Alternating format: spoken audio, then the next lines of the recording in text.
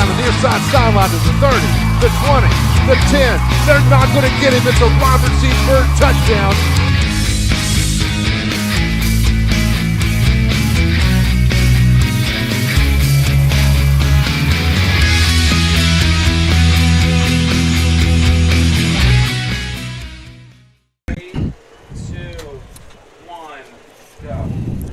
Good evening, ladies and gentlemen. Live from the campus of Robert C. Byrd High School, this is RCB Football. Joining me this year is 2005 RCB alum Jonathan Griffin, who spent 4 years in the RCB football program and is ready to give us his unique perspective each and every game. Tonight's matchup features the Golden Tornado from Kaiser. They have made the 2.5-hour trip from the Eastern Panhandle and are ready to do battle with the Flying Eagles. We will be right back after these messages and take a look at tonight's game.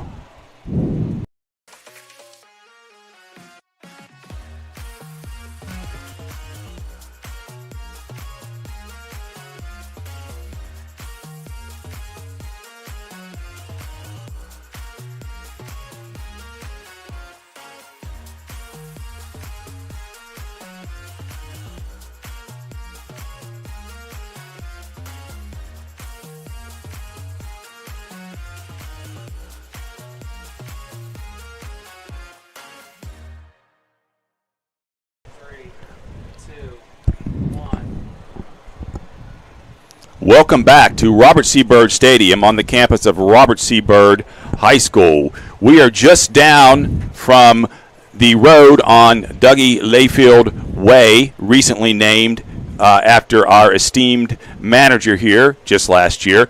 And we are here on what turned out to be actually a beautiful night for football. We had a little bit of rain earlier in the day, late in the afternoon. It cooled things off. We have a few clouds, mostly overcast, and both teams are getting ready to go. And Jonathan, what do you know about Kaiser, who comes in here from the Eastern Panhandle tonight to face the Eagles? Well, first off, good evening, everyone. Glad to be back here at Robert C. Byrd. Taking a quick look at the Golden Tornadoes from Kaiser. Last year in 2021, they went 5-5 and missed the playoffs. Both of these teams met last season. Kaiser walked away with a 35-13 win. However, most Flying Eagle fans will remember that Jeremiah King did not play in the first half for Robert C. Byrd. Again, Byrd is going to have to look in replacing the school's all-time leading rusher and Harrison County all-time leading rusher Jeremiah King, who's now currently playing at Glenville State University. Kaiser's 10-year streak of playoff appearances was snapped last season. An overtime loss to rival Frankfurt in Week 11 kept the Golden Tornadoes outside of the playoffs. Kaiser's senior Gabe Ryan led the team in tackles last fall. And another person to keep your eye on is Caden Youngblood, finished second in stops and expected to provide more leadership in the middle. The Kaisers comes in with a big squad. They've got 60-plus kids that came out this season, and Derek Stephen, the head coach for the Golden Tornadoes, is 12-7 in 2 years at the helm. Taking a look at Robert C. Byrd, Nick George is back for another go-around at quarterback. A number of returning weapons, with the addition of basketball standout Braden Thompson and Quentin Cooley, will give the Flying Eagles some more weapons and a more diverse way to get the ball. Byrd has had back-to-back quarterfinal appearances in the playoffs in 2020 and 2021. A big addition will be Nathan Lotsky after talking to Coach Josh Gurrell. He looks to be a big offensive weapon for the Flying Eagles.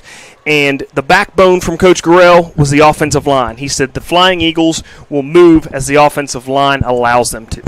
So in football terms, Coach Gurrell is definitely looking to kind of retool or revamp or rebuild his offense after they've lost Jeremiah King. Well, I think anytime you've got a player of that magnitude in Jeremiah, you're going to have to revamp some stuff. I'm sure there's some situations last season and even during Jeremiah's 4 years, there was some times that you probably wouldn't call that play for any running back, but you've got a special one in Jeremiah King. So they're definitely going to have to look at distributing the ball a little bit different here in 2022.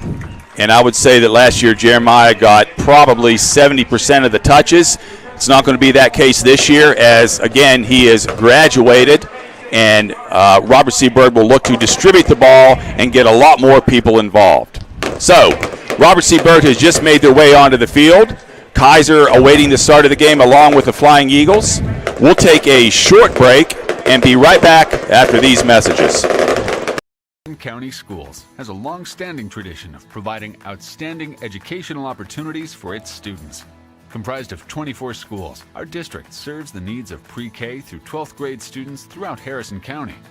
Providing a safe, supportive learning environment for all, we offer a well-planned, comprehensive curriculum designed to meet the needs of every student at every grade level. The elementary curriculum emphasizes core subjects augmented by music, art, health, integrated technology offerings, and physical education. Middle school students are introduced to programs, career counseling, and coursework that will help them make the transition to high school. Our high schools offer a broad and challenging curriculum to meet diversified needs and prepare our students for future careers or post-secondary education. Advanced placement honors, as well as dual credit partnerships, are available through local universities. Healthy Grand Families is a free initiative to provide information and resources to grandparents who are raising grandchildren. Healthy Grand Families is a partnership with Harrison County Schools, Family Services of Harrison County, and United Way. Harrison County Schools, where all are leaders and all are learners.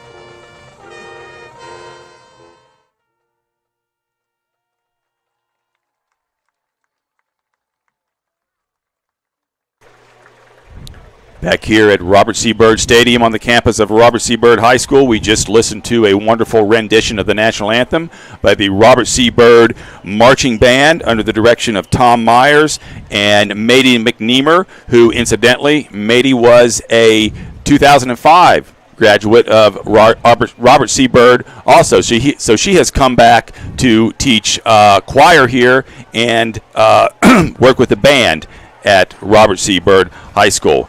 So this is Coach Josh Gurrell's 8th year. It's hard to believe that he's been here that long. But you played for him as an assistant coach when you were here. Yeah, at the time, Brian Fisher was the head coach here at Byrd. Josh Gurrell came in as the defensive coordinator and really is a great coach, especially on the defensive side of the ball. He is very energetic, very much a player's coach, and has really enjoyed all my time playing for Coach Gurrell. I can remember the drills that he used to do after the games, regardless of whether you won or lost, and he really got the players going, motivated them, was a good positive role model in the locker room. And as I'm saying that now, talking about RCB alums, I see Ryan Chris, who was just walking up. He was also an 05 graduate of Robert C. Byrd on the football team and played alongside you, I do believe. Yeah, he was an offensive guard and defensive lineman. Yes. Many times taking the battlefield with Ryan. Our producer tonight, David Oliverio, handling all the switchboards and the live stream. We could not do it without him. And also in the booth with us tonight is our statistician, Stephen Kennedy. So welcome aboard, and let's have a great season. As I said, it was warmer during the day, sunny today, but then about 4 o'clock we had some rain showers. Rabbit Snyder, who was the longtime football trainer here at the school, told me that it even thundered and lightning, and I believe chased him off the golf course. But it's cooled down. I would say it's about the low 70s right now, overcast. Lights are on here at the stadium. Good night for football. Looks like after the coin toss, it looked like Kaiser won the toss. They elected to defer to the second half, so Robert C. Byrd's offense will be the first unit to take the field in 2022. So we'll look and see how that works out for the Golden Tornado in the second half. The Golden Tornado did lose a lot of players last year, but from what I understand and from talking to Coach Gurrell, their line is the strength of their team this year. Yeah, well, anytime you've made, previous to last season, 10 playoff appearances, you've got a pretty strong program in the state of West Virginia. So it's one of those things where it might be a rebuilding year, but they usually have some pretty good newcomers that can step up and play big minutes for in spots where they've lost kids. So Kaiser will be set here to kick off. Number 40, Eden Parks, handling the kickoff duties. Back for Robert C. Byrd. Can't quite make out his number. It looks like maybe number 2. If it's number 2, that would be Bryce Byrd. But I'm thinking that's a little short for Bryce Byrd. So we'll get a number for you here as soon as we can. I think Bryce Byrd is to the near side for us, just in the up position. Looks like, and I believe that is going to be Latrell Jones, number 1. And it's a short kick. I believe it's recovered by, I think Kaiser has come up with the ball. Yeah, it looked like Jones had it and had a small return, and they're going to say he was down. Okay. They're going to say the ball popped out after the runner was down. Well, that's good for us. Looked like number 9, Josh Shoemaker, was the Golden Tornado who came up with the ball. Very fortunate there. So Robert C. Byrd will have the football at about the 36-yard line, going from right to left. Nick George, number 17, the senior quarterback for the Eagles. He'll take the first snap. Man in motion. And we have a penalty flag on the play. The first flag of 2022, and it looks like it's going to be a false start up front for the Eagles. And had that play not been blown dead, that was a quick handoff to Bryce Byrd. So we have a dead ball false start. Number 84 on the offense, so that'll back Robert C. Byrd up 5 yards, be 1st and 15. Ball is on the 31-yard line now. So George will set the offense again. He's got a back to his side and one behind him, and it's a quick swing pass out to Bryce Byrd. Bryce Byrd picks up some nice yardage up to about the 43, 44-yard line. Correction. That was Nathan Lotsky with the grab. Yes, Nathan Lotsky, the new RCB student from Bridgeport. So a nice little game there for Lotsky.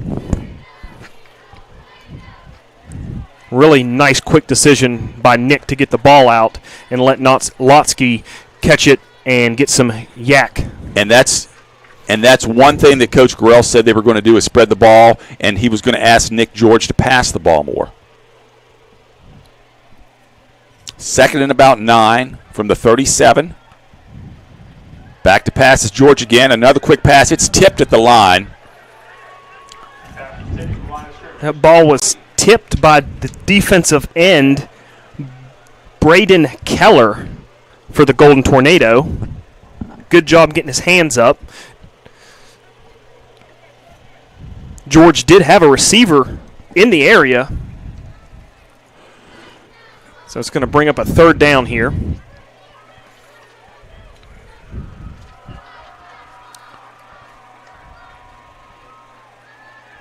George steps back. He's got a receiver, and a nice catch is made by, and I'm going to say that is number 2, Braden Thomason. Okay. So our numbers are a little hard to read here on the jerseys of the Byrd players. But, yes, that was Braden Thomason, number 12. Nice pitch and catch there by the Byrd offense. And a first new set of downs here for Robert C. Byrd. Ball's placed at the 49. And we're going to throw another quick pass again, and this is just a little bit outside of the reach of number 12, Thomason again. Not sure he would have had anything there had he caught the pass anyways. No. For the Golden Tornadoes, Anthony Mell was right there. Lotsky was trying to get a block, but he was right there to blow that play up. So it's probably actually fortunate that was an incomplete pass. So good job by the Kaiser defense. That brings up 2nd and 10. Ball still placed at the 49-yard line. George back in shotgun formation. Latrell Jones to his side. We're going to throw the ball again. He's got a man open, and it's a bad pass that was tipped maybe and just out of the reach and intercepted. Number 30, Anthony Meal, comes up with the interception for the Golden Tornado. Back-to-back, 2 good plays for the Golden Tornadoes. Meal there. He did have a receiver in the vicinity, but again, I think the ball, like you said, was tipped at the line.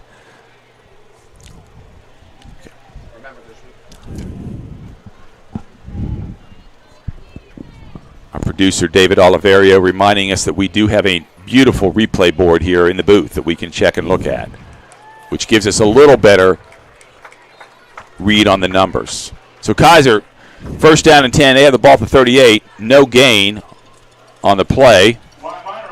Wyatt Minor with the tackle for the Robert C. Byrd Flying Eagles. Not much passing from the Golden Tornadoes you will see tonight. However, they do line up in shotgun now with trips to the right. It's a quick pass out to number 30.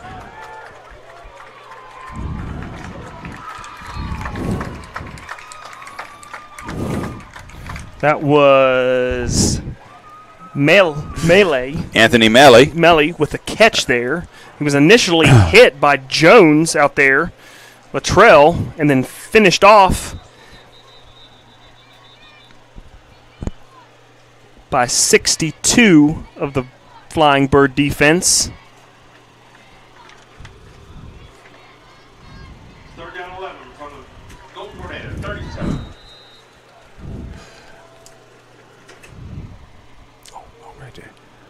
Armando Montero. So there's Kaiser with a little step up in the pocket and pass, and it's batted down easily by the Robert C. Byrd defense. Yeah, and that'll bring up fourth down. Great play there by Ty Drake. Ty Drake comes in there untouched. Gets both hands up. So back to punt in punt formation for Kaiser is number 10, Julian Pattison.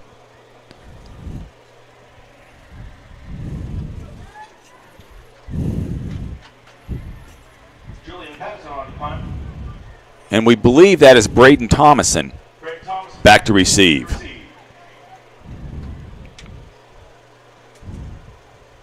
Punt will be from about the 37-yard line. It's a good punt, good height. Thomason signals a fair catch and makes a nice fair catch right about the 28-yard line. So Robert C. Byrd will have the ball again at the 28-yard line. Actually, the 29-yard line, they're saying now, 1st and 10. So that first drive that Robert C. Byrd put together was exactly what we expected. Yeah, you know, they after talking to Coach Gorell, they wanted to get the ball out, have multiple weapons to get the ball to. However, you know, you're fortunate to could have had a fumble on the opening kickoff, and then you start with a false start, and then it ended up in an interception. So we'll see here if the Robert C. Byrd can sustain a drive and put some points on the board. So Nick George looks to pass again, and ball is batted down. So the Kaiser defensive lineman doing a good job. I believe that was number 80, as he turns around, 88. That was Brandon Keller again. That's his second batted pass at the line of scrimmage.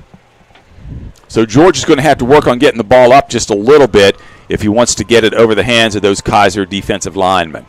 2nd and 10, ball at the 29 still. 9:27 here to go in the first quarter from Robert C. Byrd High School. And it's a little pitch here to number 1, Latrell Jones, and he's brought down immediately. It's a I nice. believe that was number 64, Gabe Ryan. Yeah, nice tackle there by Ryan. So that brings up a 3rd and 11. Loss of a yard. Ball's at the 28-yard line, not the 28th-yard line. I guess you could say the 28th-yard line, but we'll say the 28. So Nick George ready to take the snap. He's got 2 running backs side by side, 2 receivers to the right, or I should say to the left, and he'll look to throw the ball under pressure. It's a give and go, and we've got a pass complete, and that is Bryce Byrd, number 2, going for a touchdown across the middle. Really nice pitch and catch there from George to Bird. George did a really good job, had some pressure coming off of that left side, right side of his line there, but did a good job of stepping up in the pocket and put it just into the breadbasket of Bird, and he takes it the rest of the way for the touchdown. And if you haven't seen Bryce Bird in person like I have in the hallways, he's a pretty tall guy, so he has that advantage over a smaller D-back. So we'll go for two here. Robert C. Bird will. George looks to throw a fade pass again to Bird, and Bird makes a nice catch in the end zone for the 2-point conversion. So Bird having a nice little night. Looks like George has found somewhat early a go-to man here in this ballgame. Bryce Bird, a nice, tall, lanky, athletic type of guy. He played basketball last year, and that was the first time he had played in several years, and he really just enjoys playing. And I know our principal, Eric Post, said whenever you see him on the floor, he looks like he's having fun. He's always smiling. So that's the score of 8-0 here with 8:47 to go in the first quarter here. That's going to go down officially as a 72-yard pitch and catch for the touchdown from George to Bird.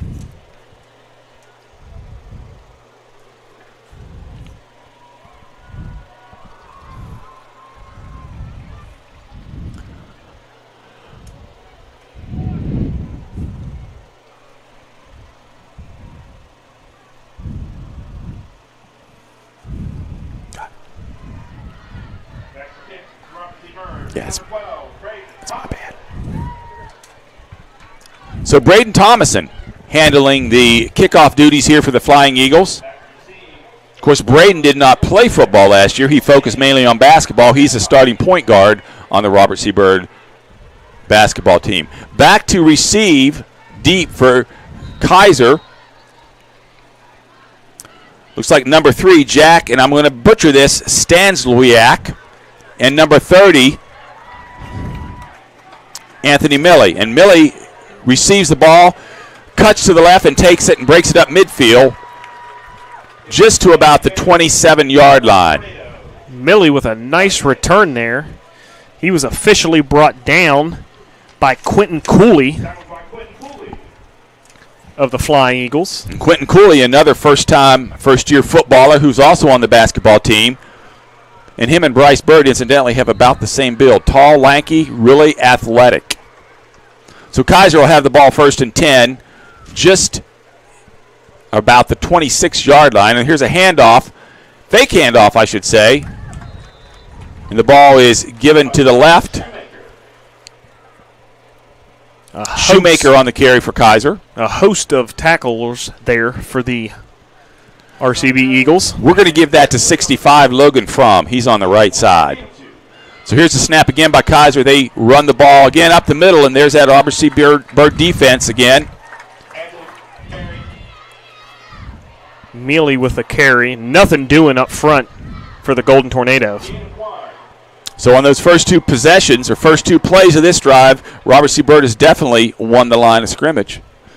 3rd and 7, ball's at the 29 now for the Golden Tornado. Man in motion. Row truck back, looking to pass. He's got a man across the middle, and it's going to be just a little bit underthrown and picked off by, looks like I believe Cooley. that is Cooley or Hilliard. We'll have to get a better look here on the replay. We do have a flag down. And it looks like it's going to be coming back. Coach Josh Gurrell is not happy with the official right now. It looks like they're going to call pass interference as we take another look at it. I didn't see much there. I'm not sure where I see the pass interference, but that's the call, so we'll have to go with it. I think Coach Gurrell might have a good point right there. It looks like Cooley cut in front of the receiver just before, about 5 yards before the ball was caught, but right there. Yep. So that's going to go on number 15 for the Flying Eagles. Oh, Yeah. Okay, so No. there was Yep. there was probably a defensive holding looking at the replay now. So that's probably a good call. So that'll give Kaiser first down and 10. Ball's now at the 44-yard line.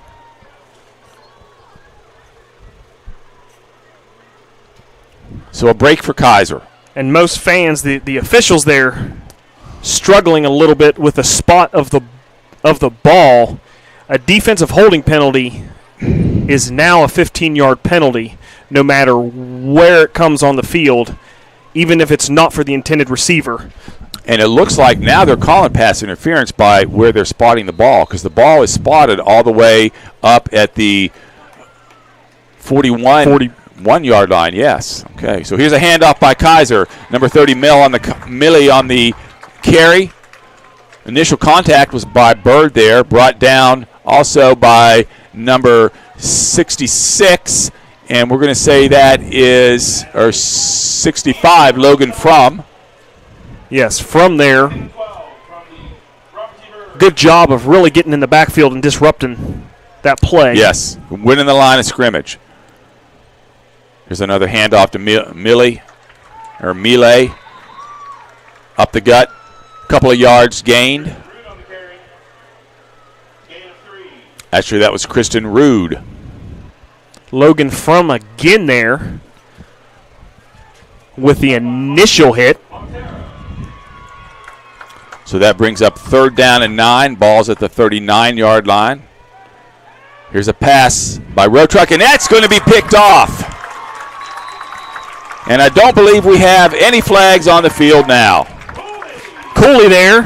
So Cooley gets the interception. So Cooley's definitely leaving his mark on this game defensively. He just cut in front of the receiver. Perfect time, kept his hands off the receiver. Of course, Coach Basil Lucas and Coach Bill Bennett taught him how to play defense without using your hands in basketball, and he has taken that and applied it to the football field. So Robert C. Byrd will take over 1st and 10, balls at the 34. 6:38 left to go in the first quarter. Robert C. Byrd up 8-0 on the Golden Tornado. We have an up back for Nick George, and now he's going to send a man in motion. That's Cooley across the middle. George steps up in the pocket, and he's going to be brought down by the Kaiser defensive lineman, number 88. It's going to be Brandon Keller. And I believe we're going to have a face mask.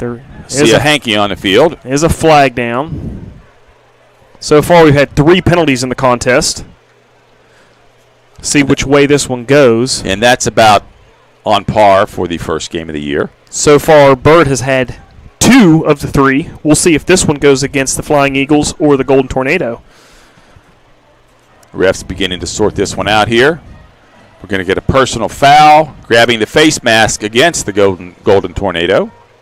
And that is going to go against Keller. So Keller's had a nice first quarter here for Kaiser. But a tough penalty right there. Because they did have George Sack down in the backfield. Yeah, instead of a loss, you give him a first down and a personal foul penalty.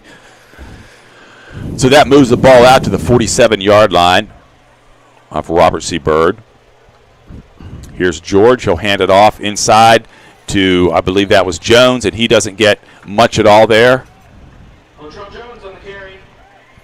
Jones tripped up there by Julian Patterson for Kaiser. We'll give him 1 on that play. That'll bring up 2nd and 9. Ball's now at the 48.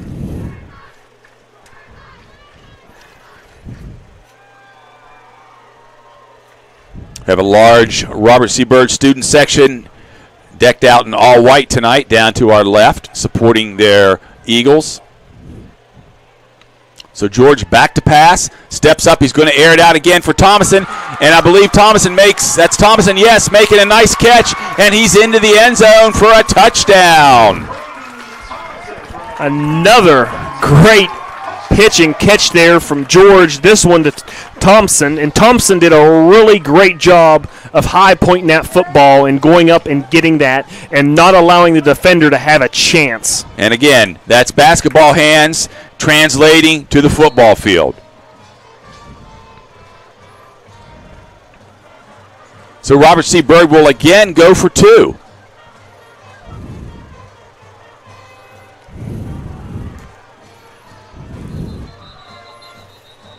And we're going to have a timeout taken by Robert C. Byrd High School. So let's break real quickly here, and we'll come back for the two-point try after these messages.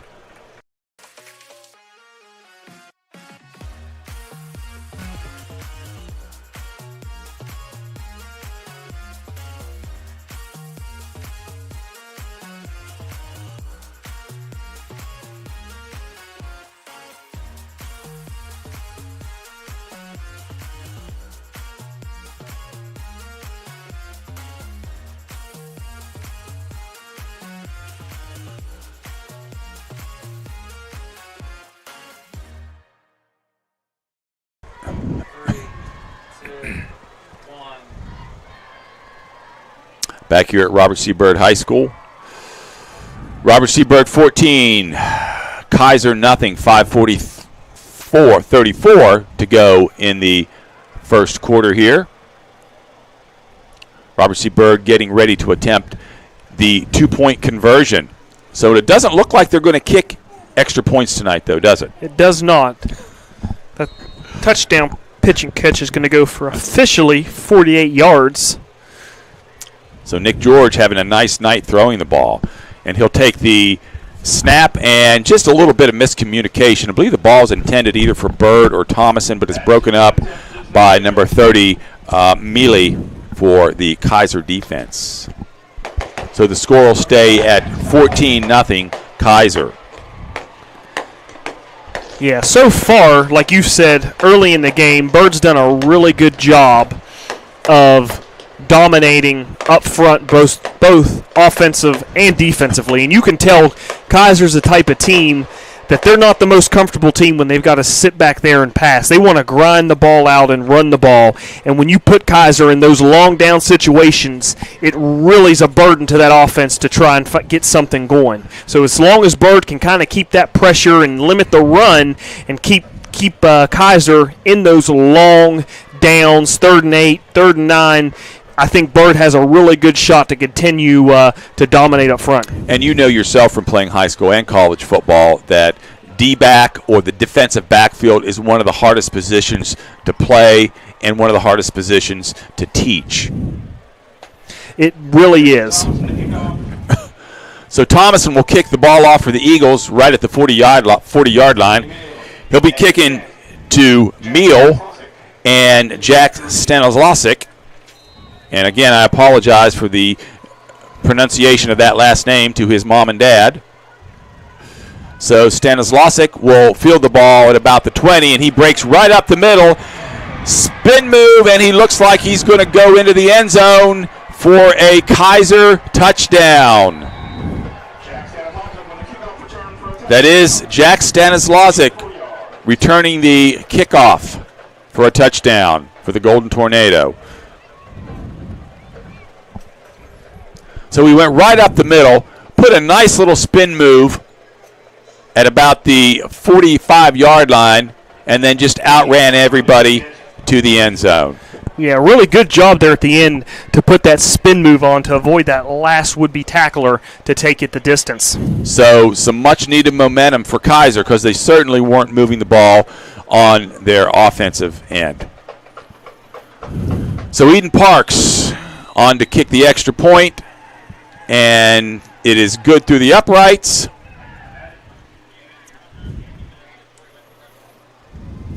And that makes the score 14-7, still in favor of the Eagles. So even though Robert C. Byrd has tried two-point conversions, they made one, missed the other, and we have a normal 14-7 score. Let's take a break, and we'll be right back.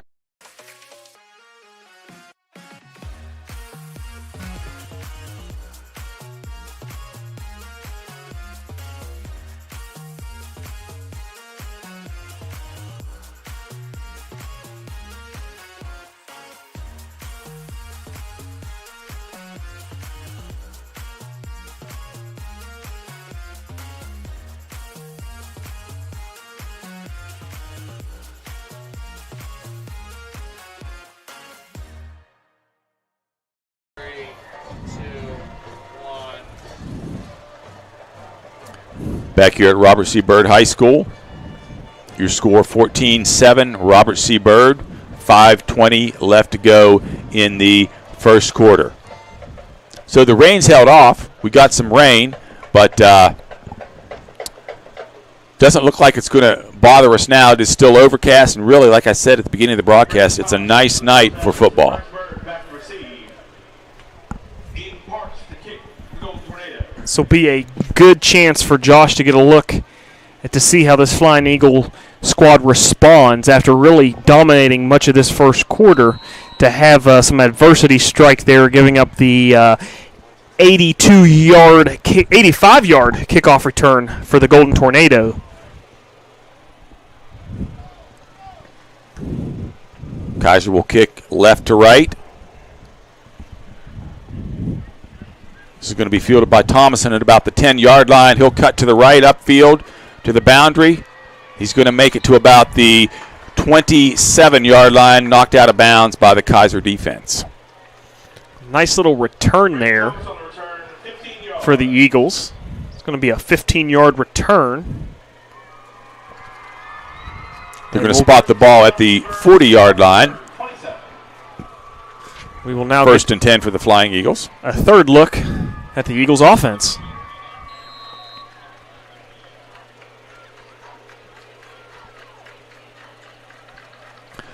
Byrd will break the huddle. Nick George still in at quarterback. He's got Latrell Jones now to his left. Byrd and Cooley, the receivers. Thomason in the slot. Nick will be back to pass and throws the ball in again. That's batted down. I believe that's number 84 again. Looked like 74, Jacob Keating. Yes, correction, 74, Jacob Keating with the knockdown. Did a really good job there. Just beat the guy across from him to get pressure on George and got his hands up and batted that ball down.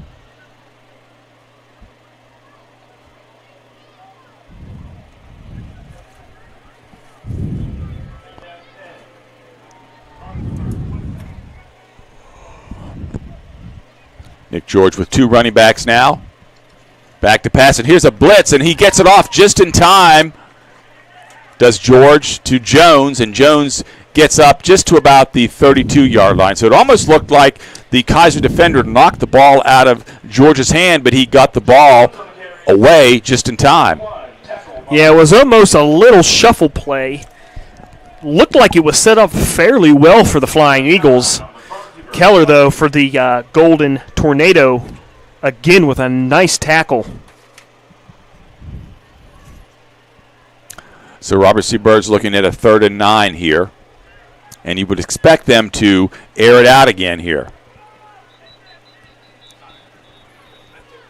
And we're going to have a timeout taken by Robert C. Byrd. So with the score of 14-7 with 4:25 left, we'll be right back after these messages.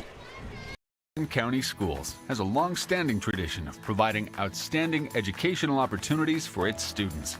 Comprised of 24 schools, our district serves the needs of pre-K through 12th grade students throughout Harrison County. Providing a safe, supportive learning environment for all, we offer a well-planned, comprehensive curriculum designed to meet the needs of every student at every grade level. The elementary curriculum emphasizes core subjects augmented by music, art, health, integrated technology offerings, and physical education. Middle school students are introduced to programs, career counseling, and coursework that will help them make the transition to high school. Our high schools offer a broad and challenging curriculum to meet diversified needs and prepare our students for future careers or post-secondary education. Advanced placement honors, as well as dual credit partnerships, are available through local universities. Healthy Grand Families is a free initiative to provide information and resources to grandparents who are raising grandchildren. Healthy Grand Families is a partnership with Harrison County Schools, Family Services of Harrison County, and United Way. Harrison County Schools, where all are leaders and all are learners. 3, 2, 1. Back at Robert C. Byrd Stadium, Nick George rolls out to his right looking to pass, can't find any receivers. He'll tuck it and run, and he's brought down immediately by the Kaiser defense. Gabe Ryan there. After gain 1, with the tackle. So a really good job there by 55 up front for the Golden Tornado, Lucas Anderson, which forced George to roll out, allowing Ryan there to make the tackle. So Kaiser's made some adjustments defensively against the Eagles. Robert Seabird ready to punt on 4th down. Braden Thomason ready to punt for the Flying Eagles. Stanislawczak and Mealy back to return for the Tornado. And here's Thomason with a nice punt, nice height, called for a fair catch by Stanislawczak. He makes the catch at about the 35-yard line, and Kaiser will take over 1st and 10 there. Really surprised at the fair catch call there. Jack looked like he had some room there. He did have some room. And what do we have as far as scores from around the state, Jonathan? Well, looking here real quickly, Bridgeport is up 14-0 on Buchanan Upshur in the first quarter. And Martinsburg is up 7-0 over Salem, Virginia. So a couple of scores around the state here. And here's Kaiser with a run up the middle by number 33.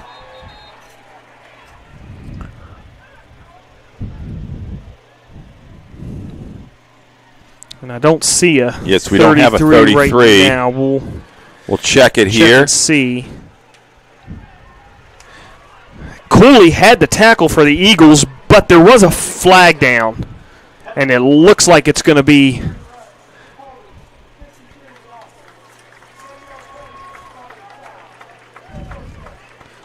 so it's going to be a spot foul. And they called it on up front. They said 62, which would be Austin Smith. So the running back will get credit. It'll stay 1st down. And number 33 for the Tornado is Kai Kingman. So on 1st and 13 from the 34, handoff is in the backfield again to Kingman, number 33. And he's going to lose 1 yard on the play, though. So that'll bring up 2nd down at 14. Hillard with the nice stop for the Flying Eagles defense. Hilliard coming up from his position in the backfield to make the tackle.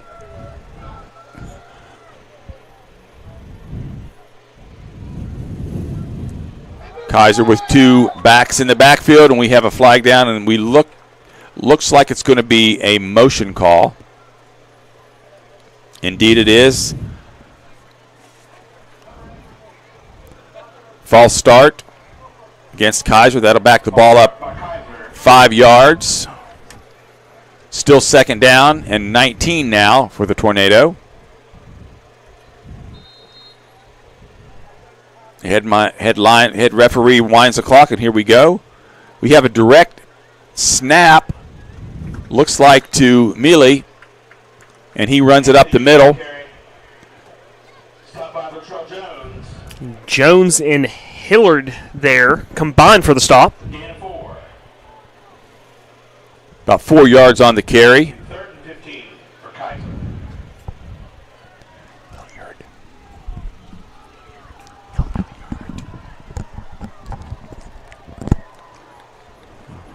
So here's Kaiser faced with another 3rd and long situation. Snap back. They'll look to pass. And he's got his tight end across the middle, but it looks like it's going to be just short of the 1st down marker, out to about the 45-yard line. Hilliard again on the tackle for the Robert Seabird Flying Eagles. And it looks like Kaiser's going to go ahead and go for it on a 4th and 2. But as I say that, they send their punt team on the field. So that's probably the right decision. Yeah, a little too early in the season, I think, here. Still in the first quarter. It's tempting, especially if you're a Golden Tornado, because you do like to run the ball. But probably the right move here. Yes. So Pattison will get ready to punt the ball for the Tornado. He'll kick it to Thomason. Thomason calls for a fair catch and makes it at about the 25-yard line. So again, he had some room there, but I think as the season goes on, he'll get better at judging where the ball is and being able to run. So let's take a quick timeout, and we'll be right back after these messages.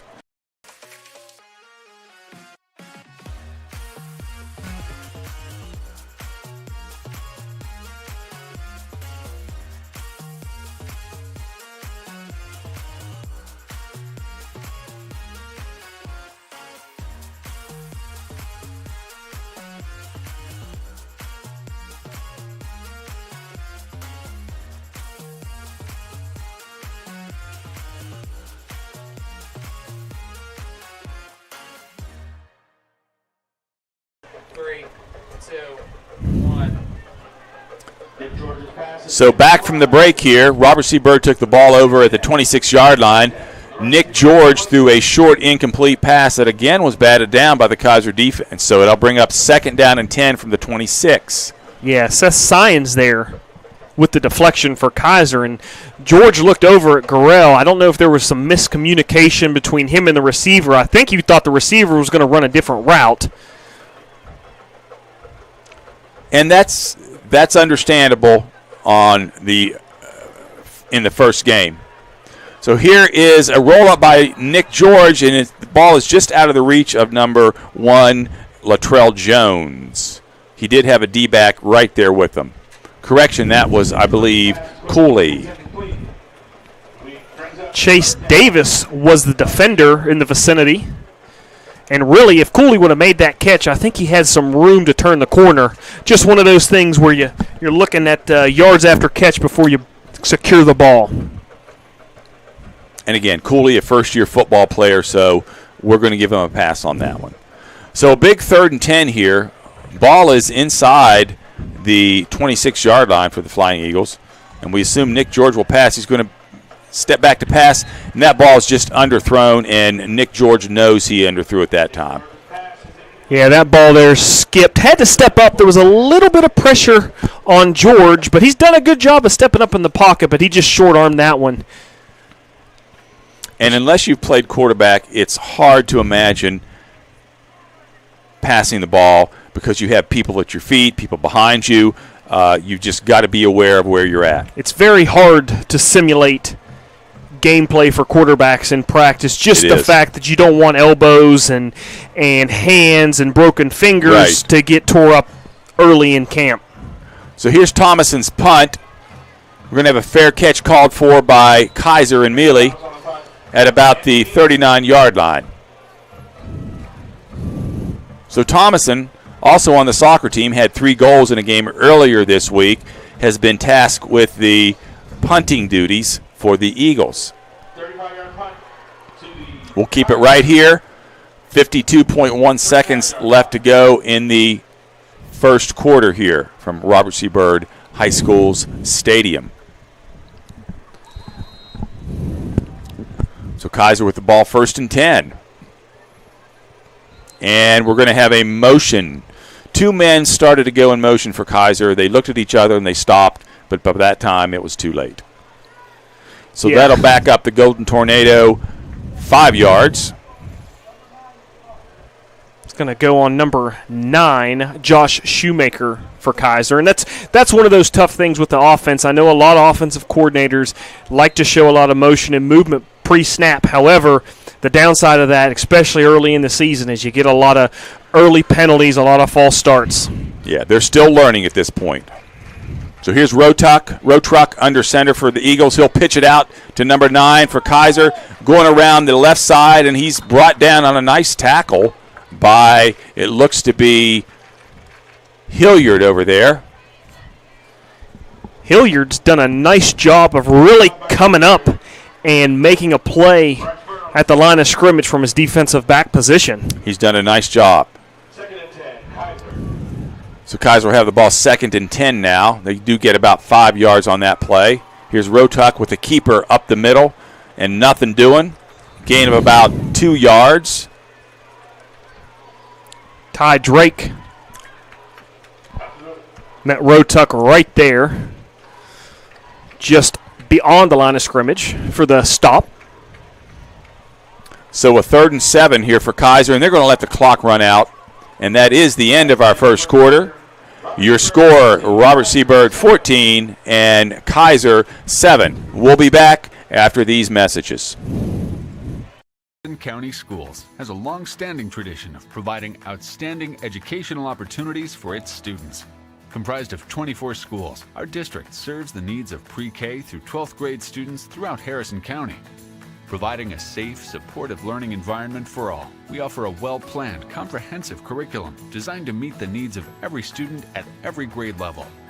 The elementary curriculum emphasizes core subjects augmented by music, art, health, integrated technology offerings, and physical education.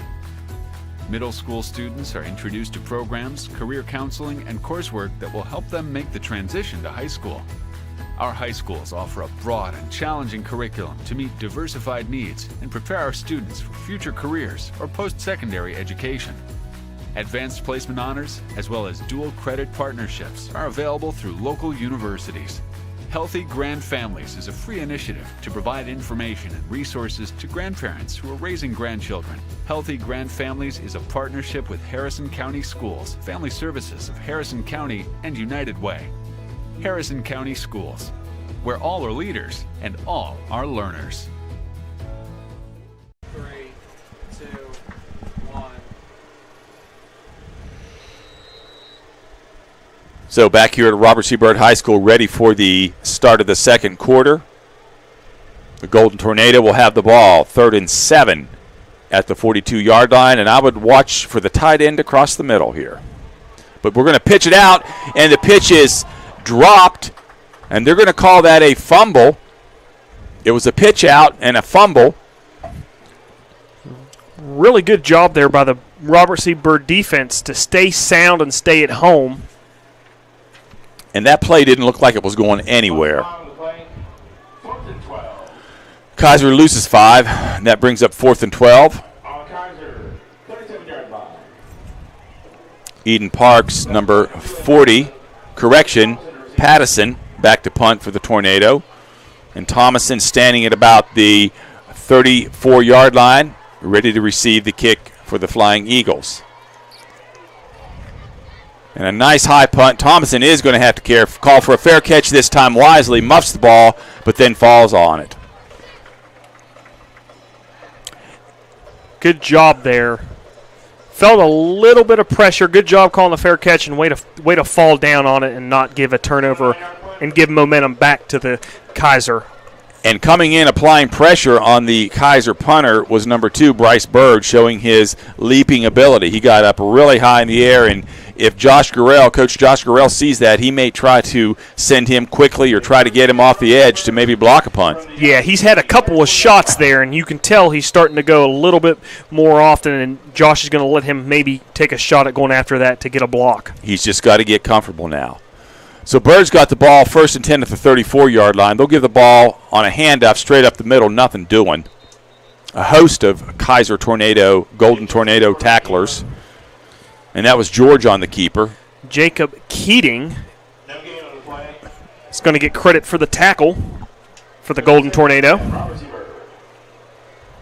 So Byrd trying the run game there just to keep him honest, obviously. Yeah, you've went a little pass heavy, I'm sure more than Coach Gurrell would have liked early, but hey, it was working. And now here in the second quarter, try to balance it out a little more, keep the defense to stay at home, and maybe you catch them off guard. So here's George in the shotgun. He'll roll out to his left, looking to pass. Nice pass to Thomason, who's nailed, and the ball pops loose. That was Shoemaker with a big hit. So Thomason had the ball initially and then got waylaid by the Kaiser defense. Yeah. A really nice hit there by Shoemaker for the Golden Tornado. And Kaiser fell on the ball hoping for a catch and fumble, but that wasn't happening. No, too much of a bang-bang play there for it to be a fumble. So 3rd and 10 again for the Eagles. Seems like we've had a lot of 3rd and 10s tonight, 3rd downs, and we are going to get a timeout, I believe. Stoppage of play by the refs. But they're not indicating a timeout for anybody now. They're just going to talk about things maybe for a minute here. 9:20 left to go in the second quarter, 14-7, and what's really been a slow-moving game, Jonathan. It really has. Looks like a clock issue. So the officials are going to talk about it. And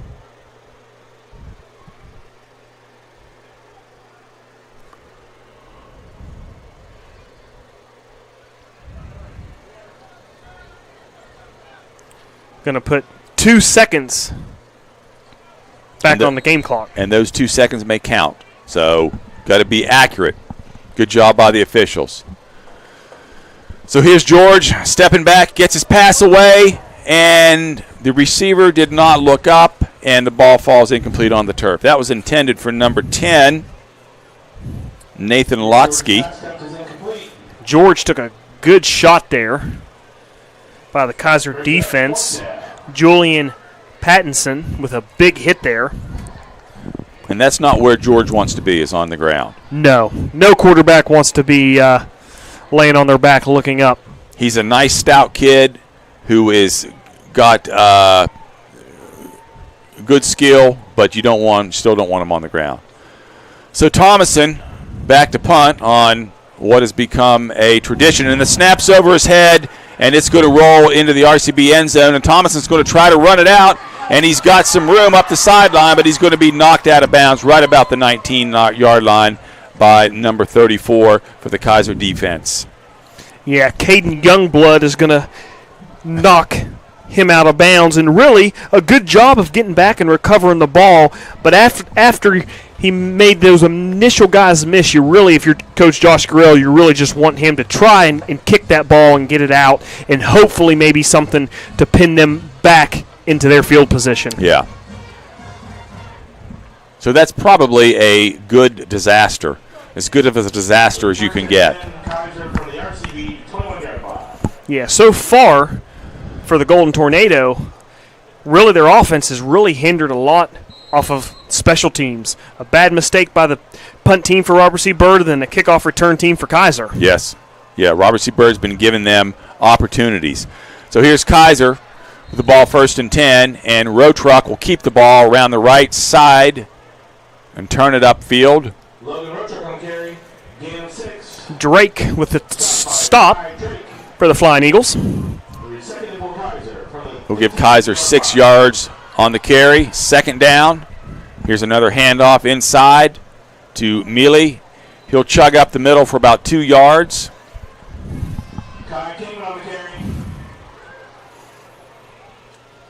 Kingman with the carry there.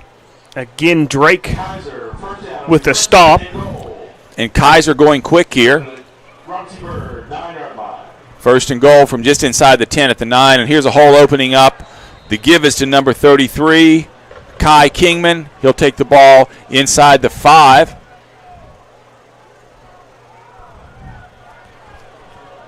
Really a touchdown-saving tackle there for Robert C. Byrd. Yes. So 2nd and about 4. And here's a handoff inside, and it's Kingman up the middle for the Kaiser touchdown. And we have a flag on the play, a late flag coming in from the head official. And so we'll wait and see what it is here.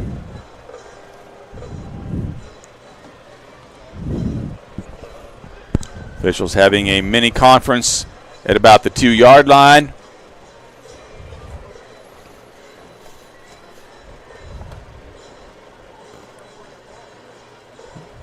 Not sure what they're discussing. And it looks like it's going to go against the Eagles, and I'm thinking maybe they had too many men on the field. Yeah, I saw the one official there counting. We had some guys running off late. And then 77 just came off the field, and nobody came on, so that would be 12. And Kaiser's sure that's what the call is, because their punter, or their kicker is already out on the field ready to go. Parks.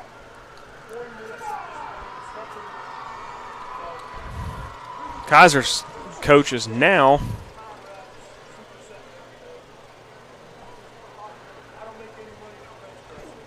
came out, talked to the official.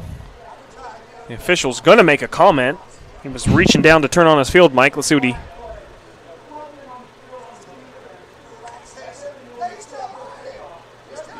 So that's what Kaiser's coach was wanting. Yes. He was wanting to make sure they assess Yes. instead of just declining it, you assess Yeah. it on the kickoff. And he probably wanted to see if they could get the ball closer to the goal line. But that really probably doesn't matter since they're going to kick.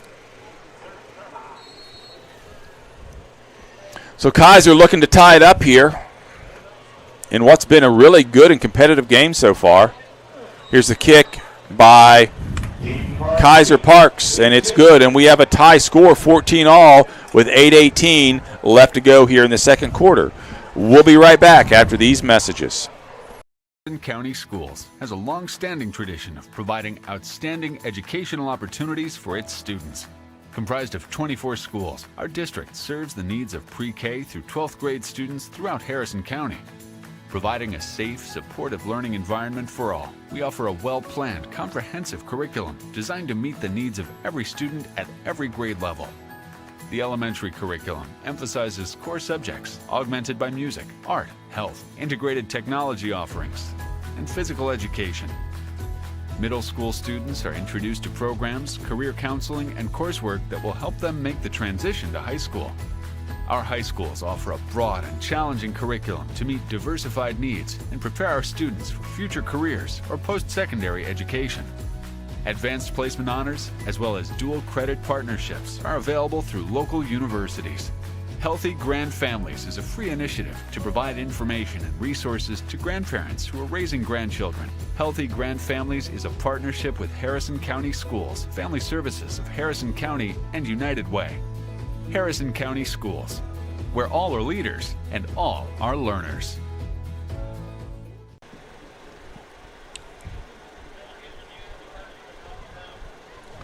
So Kaiser ties the score at 14-all here, and they capitalize on a short field, which is something that you can't do at any level in football. Yeah, you can tell the Golden Tornado, they've kind of settled into this game. Early Bird was dominating up front, and now that momentum has kind of shifted to Kaiser, going quick. Those 1 and 2 yard runs have now turned into 5 and 6 yard runs. So Kaiser kicks off. They squib it from the 45-yard line on the enforced penalty of the Eagles, and the Eagles are going to let it trickle through the end zone. They're not going to touch it. They're not going to touch that hot potato by any means. We'll see. Say, okay, we'll take the ball, 1st and 10 at the 20. We'll see here what the offense can put together. I'm sure Coach Gurrell's going to want to have more of a balanced attack. Again, we talked about it early. Bird kept Kaiser in those 2nd and longs, 3rd and long downs, and now Kaiser has kind of been able to do that to Robert C. Bird. Exactly. We're also talking here in the booth at the timeout about how you have to be able to run the football, and you can't just rely on the pass all the time. And here is a handoff, but it's going to go for no gain. It's going to be an end around by Lotsky there. He's tackled in the backfield by Caden Youngblood. Nice job of pursuit by the Kaiser defense. Kaiser right now is getting a lot of penetration up front that they weren't getting early in this contest. So that's a loss of 4 on 1st down. Correction, loss of 6 on 1st down. Nick George in the backfield. 2 running backs by his side. Here's a handoff. He fakes. He's going to roll out. He's looking for a pass. Now he's going to keep it. And he's going to be brought down just about the 20-yard line. 21-yard. Correction, 15 or 16-yard line. We'll see what the refs say. Good job there, really, by George to kind of just pull that ball down and get what he could get. A lot of quarterbacks try to force something there, and worst case scenario, try to put it into a tight window and end up with a turnover. So a good job there by George to kind of pull that ball down and just take what the defense gives you. He was rolling out, and he was looking for his receiver to get separation from the D-back, and that just never happened, so he just tucked it and ran. So faced with a 3rd and 13.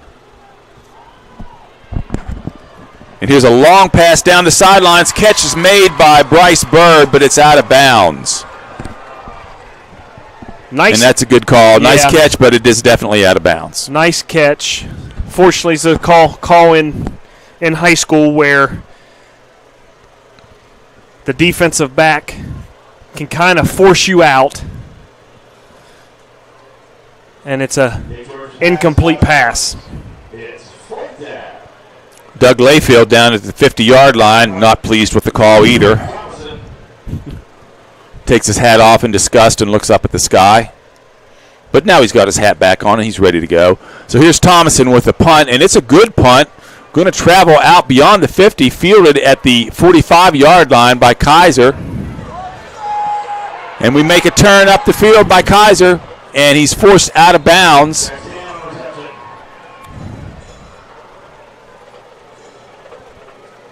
That was number 3, Lucas Williamson, or correction, that's probably Jack Stanswiak.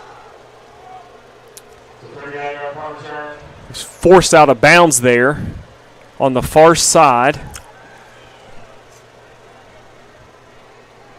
So Kaiser will have the ball 1st and 10 at the 24-yard line.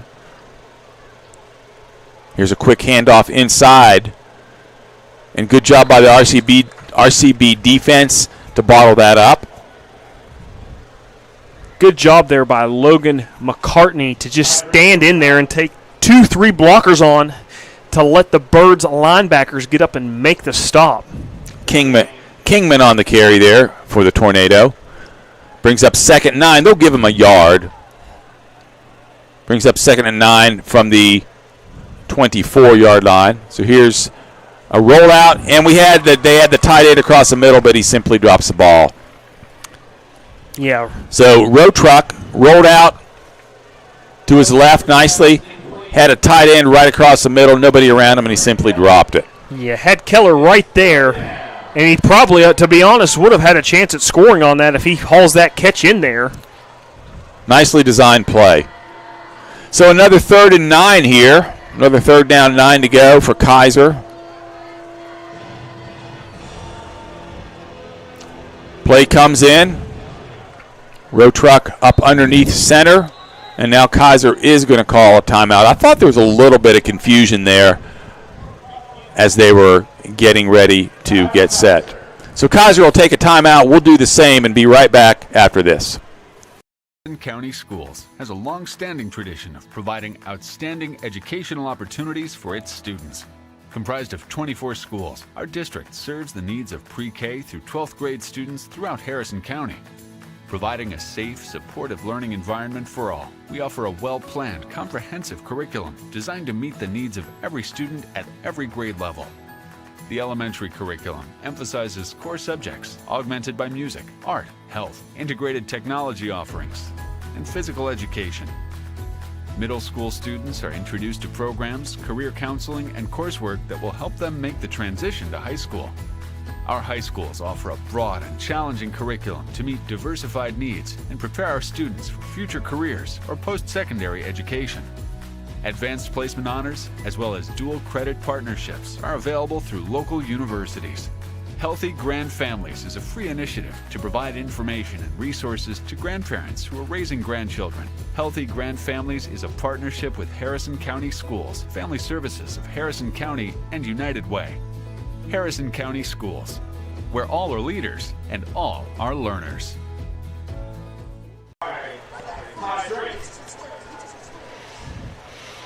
Back here at Robert C. Byrd Stadium, Kaiser just ran the ball on 3rd down, pick up of a couple yards by Mealy, but that's going to bring up a 4th and 4 and 19, and Kaiser's going to roll the dice and go for it. Probably a good decision. I thought maybe they might go with a hard count. Same exact play that they tried to hit earlier, had the tight end again, but he couldn't haul it in. Row Truck's pass falls incomplete, just off the hands of number 88, Braden Keller. So Keller's probably hitting himself in the head. He had the opportunity to score at least once on both of those passes. Yeah. So Byrd will take over now on downs. 5:26 left to go in the first quarter here at Robert C. Byrd. We're all knotted at 14. Seesaw game. Byrd rushed out to a 14-0 lead, and Kaiser has steadily climbed back in.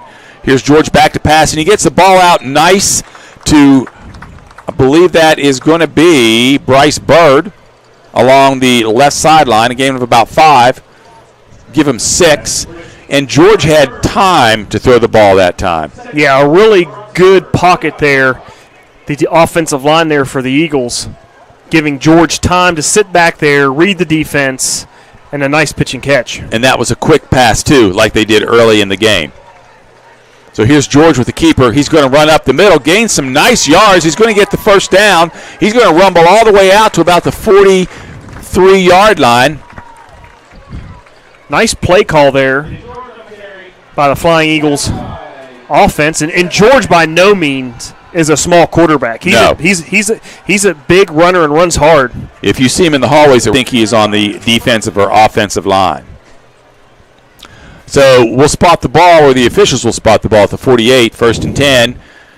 4:34 on a ticking clock, and here's Nick George getting the ball out quickly again to Thomason. About an 8-yard gain, right to about the 50-yard line, 51-yard line. So Bird going back to the quick, short passes. Meal with a stop for Kaiser. Meal's been all over the place. Offensive and defensively. He's had a real nice ball game for the Golden Tornado.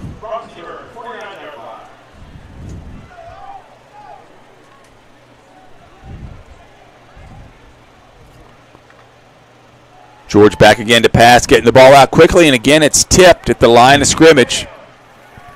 So Kaiser has height along that line of scrimmage, and they know how to get their hands up, and that's probably something they work on in practice. Yeah, again, that's Keller, the defensive end there, who's now had 3 of those in this contest. If you're Coach Gurrell and the offensive line coach, you got to tell those guys, when those guys leave their feet, you got to dump those guys and try to get them out of the air as quickly as possible. And if you count the passes that Keller's dropped, that's 5 touches and no receptions. Bird's going to take their final time out of the first half. We'll do the same and be right back.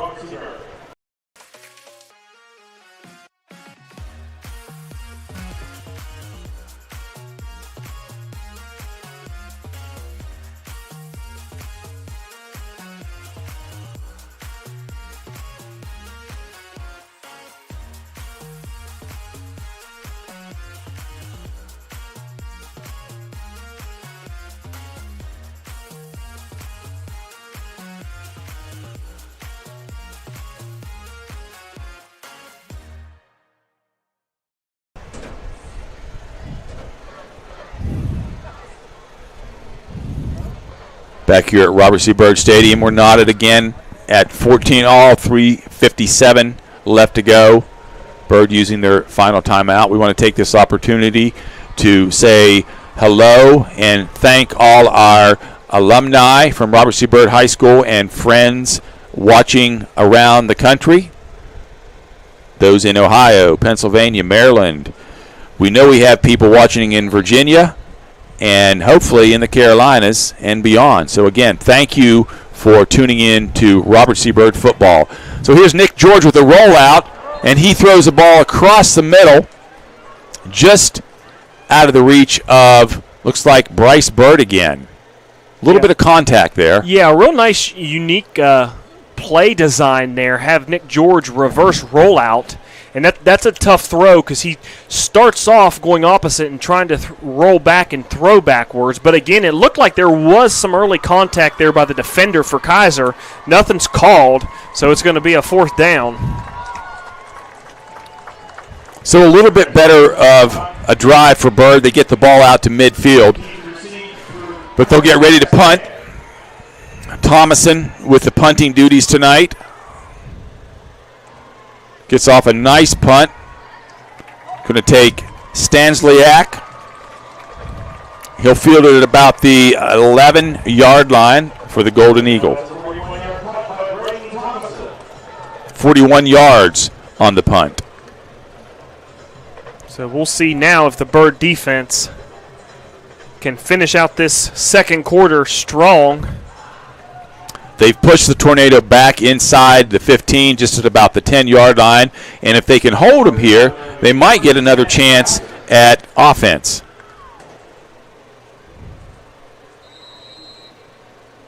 Row truck up under center, as he's been mostly all night. And we're going to have a flag.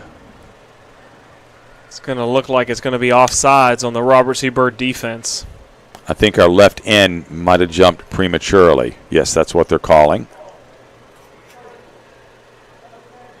It's going to go on Lotsky. So Lotsky just a bit anxious there. That'll make it first and 5. Ball's now at the 16-yard line for the Golden Tornado. Row truck hands off up the middle, and we'll check and see who that is that carried the ball.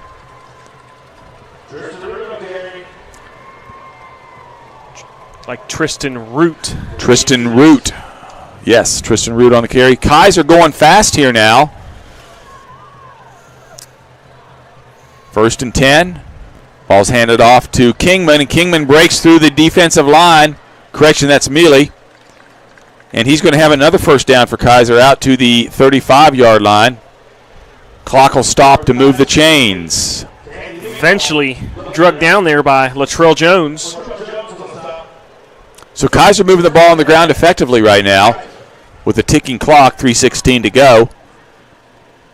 Kaiser with a quick handoff up the middle to number 31, Tristan Root. So Kaiser getting some momentum on offense now. Gale Adams with a stop for the Flying Eagles. 9 yards on the gain. Ball's at the 43-yard line. 2nd and 1.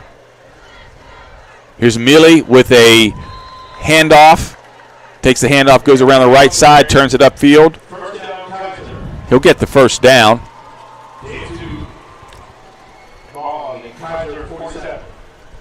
Hilliard with the stop,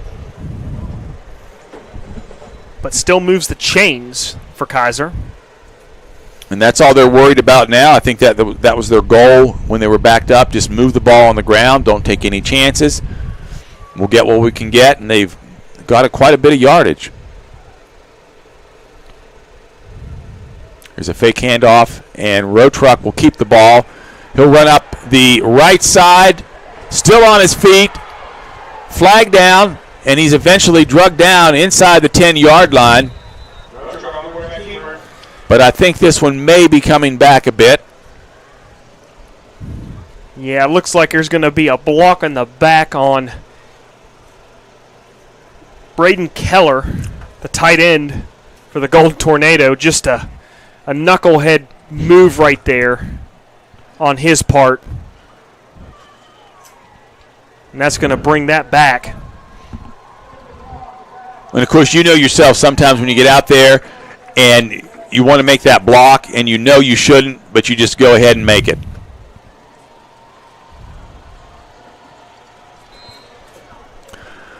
So that's going to back Kaiser up to the 41-yard line. They'll run the ball off the right side. Clock inside, 2 minutes to go right now. Drake with the tackle.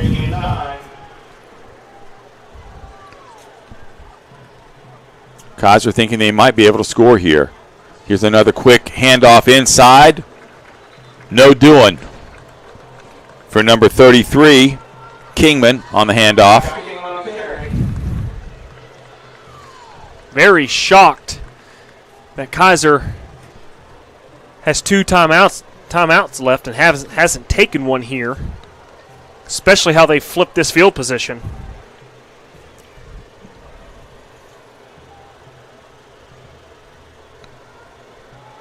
Here's a pitch, and it's a hesitation pitch almost, but it works out.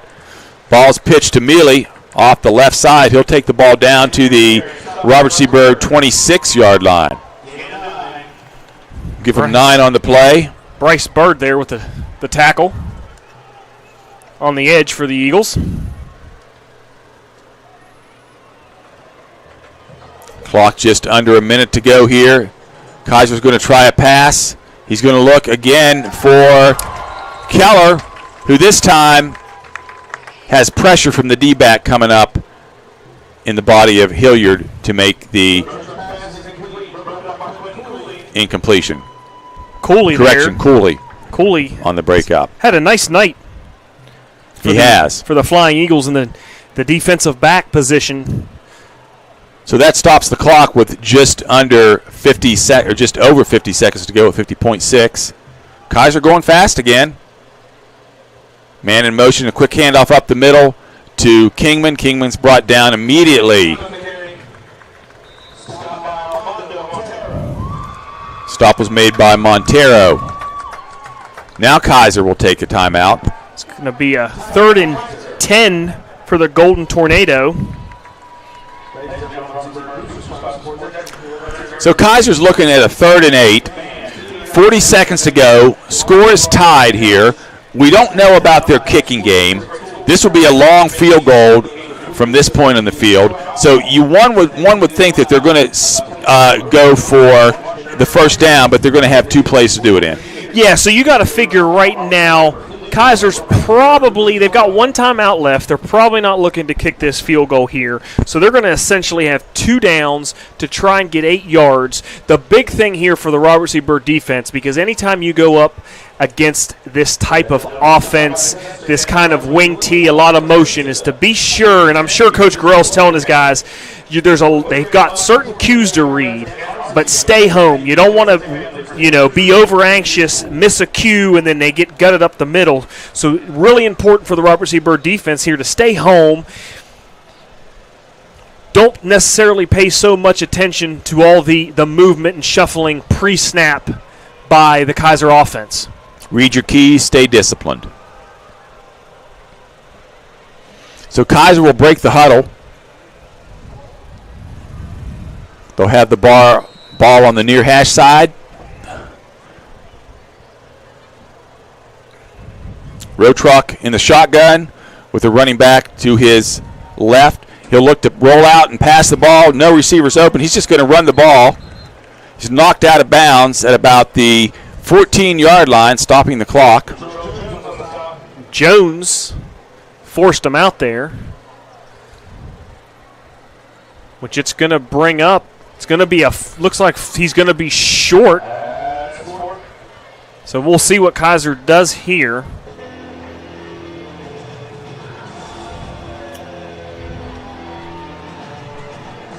Unfortunately for Kaiser, you probably in that situation wouldn't have actually wanted to run out of bounds, because most likely if it's 4th and 1, you might have snapped it or just let the clock run out. So here's a quick handoff or a quick snap, and Kaiser's offensive line surges forward, and it looks like they're going to have the first down, and they do now, according to the official.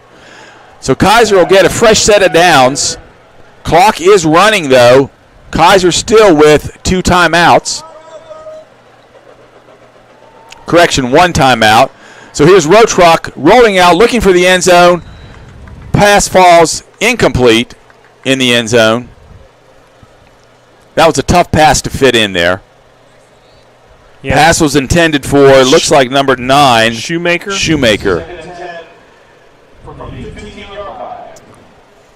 So 16.6 seconds left to go here.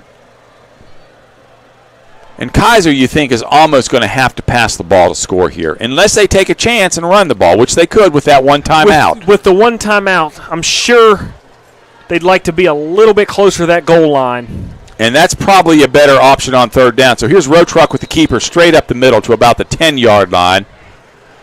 9 seconds to go, and Kaiser is now going to call a timeout. So the clock stops at 7.9 seconds. Kaiser calls their final timeout. We'll keep it right here. Be interesting to see what Kaiser does here on this 3rd and 5 with just 7.9 seconds to play. Because if you run the ball here, most likely you're going to run out of time if you don't score. It's hard for college and professional teams to run the ball even in this situation. It's very difficult, and especially for Kaiser, because their bread and butter all game really has been run the ball, that ground attack. you can tell they do have the ability to pass the ball now and then, but it hasn't been very successful tonight. So we'll see here what Coach calls. I'll be anxious, probably get Road Truck out to roll out somewhere with the option of him to look for a pass or maybe to keep the ball and take it himself. Right, run it out of bounds. And it's to their advantage to throw the ball in the end zone anyways because it's going to end the half. So everything on the plus side for the Golden Tornado here. So here's the snap. Road Truck rolls out to his right, looks to pass into the end zone. He's going to keep it, and he's going to run out of bounds, and the clock is going to stop with 1 second to go. So exactly what we thought he would do. Yeah, very predictable there. Gets out of bounds. It's going to be enough for the first down, so it's going to be 1st and goal. Of course, that won't matter now with 1 second to go. It might as well be 4th and goal. So we'll see here. Again, important for Bird to stay sound and stay home. And no matter what happens here, somebody's going to have a big momentum rush going into the half. So here's the snap. Road Truck rolls out. He's looking to run, and he's going to keep it up the middle, and it looks like he's going to be stopped short of the goal line. A host there of tacklers for the Robert C. Byrd defense. Good job there. Really nice play call by the Golden Tornadoes. Had the option to keep it or throw that little out route to the running back, but a good job there by Byrd to stay sound, stay at home, and go into halftime knotted up at 14-all. So both teams will head into the locker room for halftime. What was a good game throughout the first and second quarters. Robert C. Byrd started strong. Kaiser methodically marched back. And we got a good score, good game, tied at 14-all here at Robert C. Byrd High School. We'll take a quick break, and we'll be right back after these messages.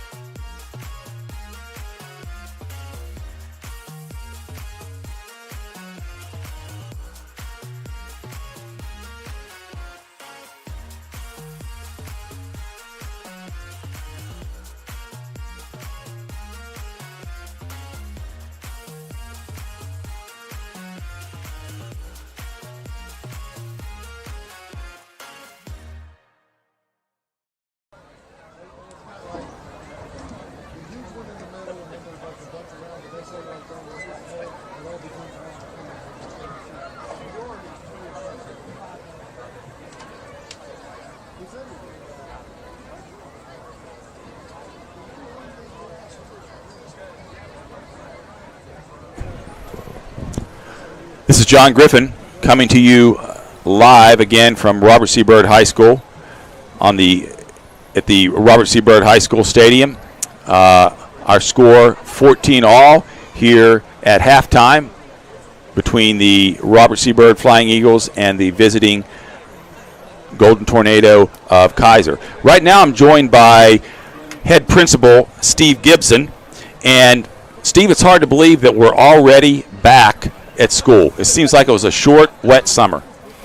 Oh, yeah, absolutely. A lot of preparation went into this year as every other year, and before you know it, summer's over and the kids are back. But we were glad to have them back, and especially this year with no masks and not having to space out. So this is probably the first normal start to school year we've had in several years.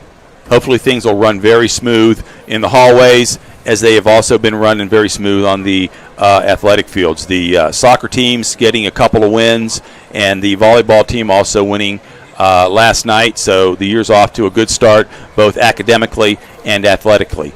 And people probably don't realize it, but the support that you have to have and the volunteers that you have to produce and to run these games, especially a football game, is just unbelievable, and you've got to have great community support.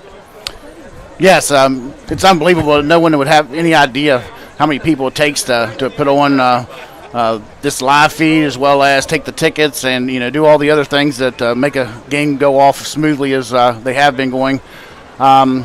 Extremely pleased so far this year. Went to the tailgate put on by our boosters. Had the best crowd I've seen there yet. followed by Back to School Bash, probably the biggest crowd we've had since I've been here in my 12 years total, but not as principal. So great support, and this is probably one of the bigger crowds I've seen on opening night for a football game. So we're really proud of our communities, really embracing the school, and we're here for the community, and we're hoping the community will continue to back us. Yeah, and as many people know, our alumni listening from all over, that Robert C. Byrd is the consolidation of several different high schools.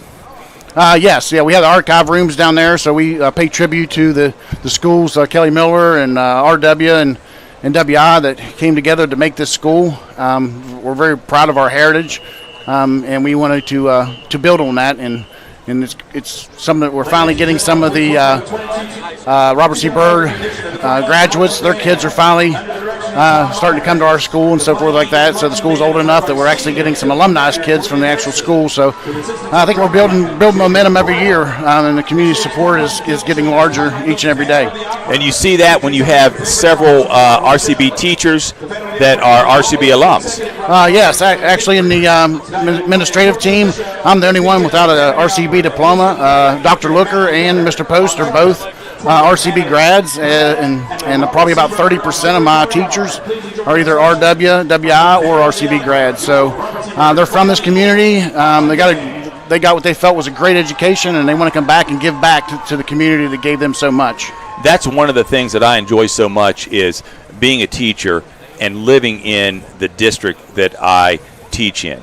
And of course, both my kids went to school here, and I teach here now. I live in that district. Now, on our street, we have about 14 kids that are going to eventually be at Robert C. Byrd, but right now, I don't think I'm going to make it that long. Yeah, I've never had the pleasure of experiencing that. All my years when I was as a teacher, I lived in a different county or different town, and never really lived within the community in which I taught. So I think that'd just be a great experience, and to be able to live in a community whose kids go to a facility like we have with the programs we have. I mean, we're truly blessed here in Clarksburg.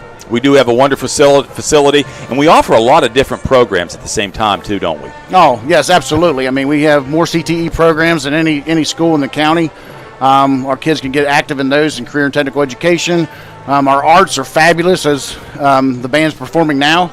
And we also, our athletics get a lot of print in the newspaper, but so we're just as proud of the academic and arts success and CTE success that we have throughout the buildings. And every phase of Robert C. Byrd continues to grow, and we're proud of the hard work and dedication that my staff puts into it day in and day out. And we had a heck of a pep rally this afternoon, too, didn't we? Yeah, probably the loudest one I remember. Like I said, it's been a great start to the year. More enthusiasm from the community, and then today from the student body, the most I've seen in years. I mean, even prior to COVID, I just haven't seen the kids act as enthusiastic as they did today. I looked at the freshman student section at the pep rally today, and it's probably the largest freshman class that I've seen since I've been a teacher here. Yeah, I think last I looked, we have new students enrolling from all over the county and different places in the state every day now. So last I looked, I think we had about 260 in the freshman class, which is probably about 60 to 70 larger than last year. Very good. Well, so we've had a great start to the year. Hopefully Robert C. Byrd can continue the athletic prowess this year that has already been established by the soccer and the volleyball teams, and pull out a win here in the second half. We want to thank you, Mr. Gibson, for joining us at halftime and giving us your thoughts on the school year and getting us going. Thanks for taking time out of your busy schedule here. Yep, my pleasure. Thank you. Good.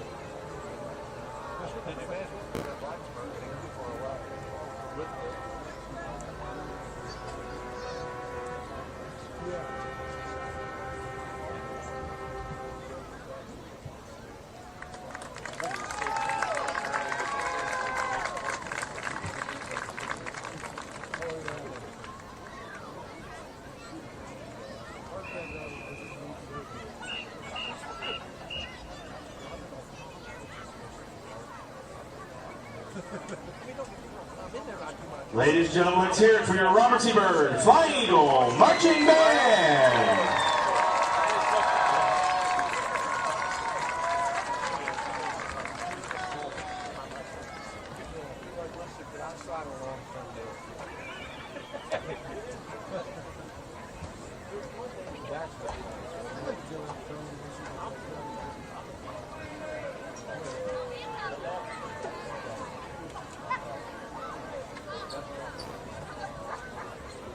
Ladies and gentlemen, the half scores from around the state is Bridgeport 42, Buchanan Upshur 0, North Marion 40, East Fairmont 19, Liberty leads Elkin 7-3, Fairmont Senior leads Lewis County 21-6, Phil Barber and Grafton are tied, Doddridge leads South Harrison High School 12-0, and Point Pleasant leads Greenbrier East 7-0.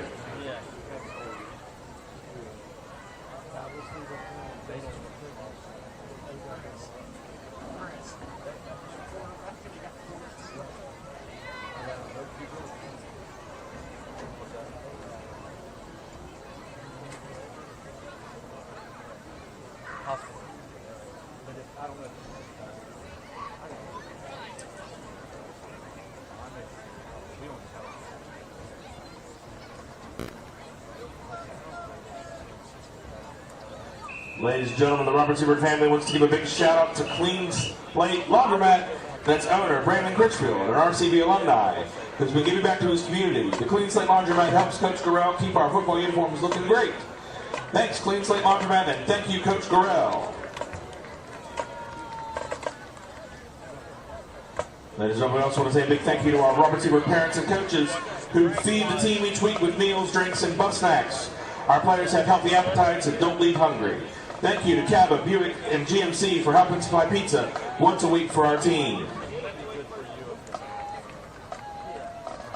So thank you to Sam's Club for a matching donation from an anonymous donor. Our football team was well hydrated with 2 pallets of water.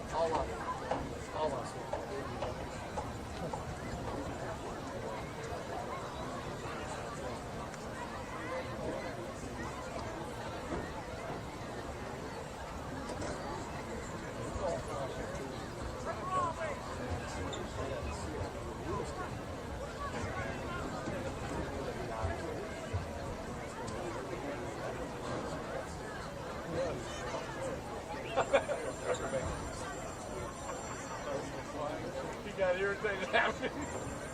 That was where it was. Hedda was there. Yeah, oh yeah. Yeah. Remember I was thinking through that. He said, bullshit.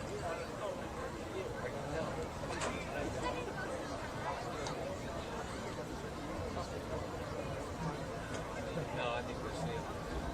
Look at these living legends here. How are you? Good to see you. How are you? Well, I got bad news. You're a good-looking version of it right now, but you look like you. A good-looking version. It's all going to go down. Look, there's your future. Well, with maybe some hope. Back here at Robert C. Byrd High School, Flying Eagle Stadium, Robert C. Byrd Stadium. 4:06 to go in the halftime here. Let's look at a couple of scores from around the state, Jonathan. Yeah, taking a quick look. Halftime over across Harrison County at Bridgeport. They are leading Buchanan Upshur 49-0.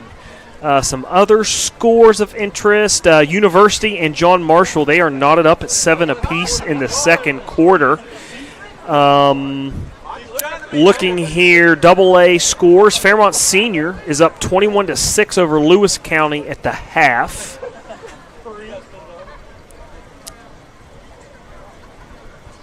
The AARP Class AA Game of the Week of Metro News is Herbert, Hoover, and Scott. Hoover's leading 13-6 in the second quarter. Liberty Harrison has a slight edge over Elkins, 7-6. That is at the half.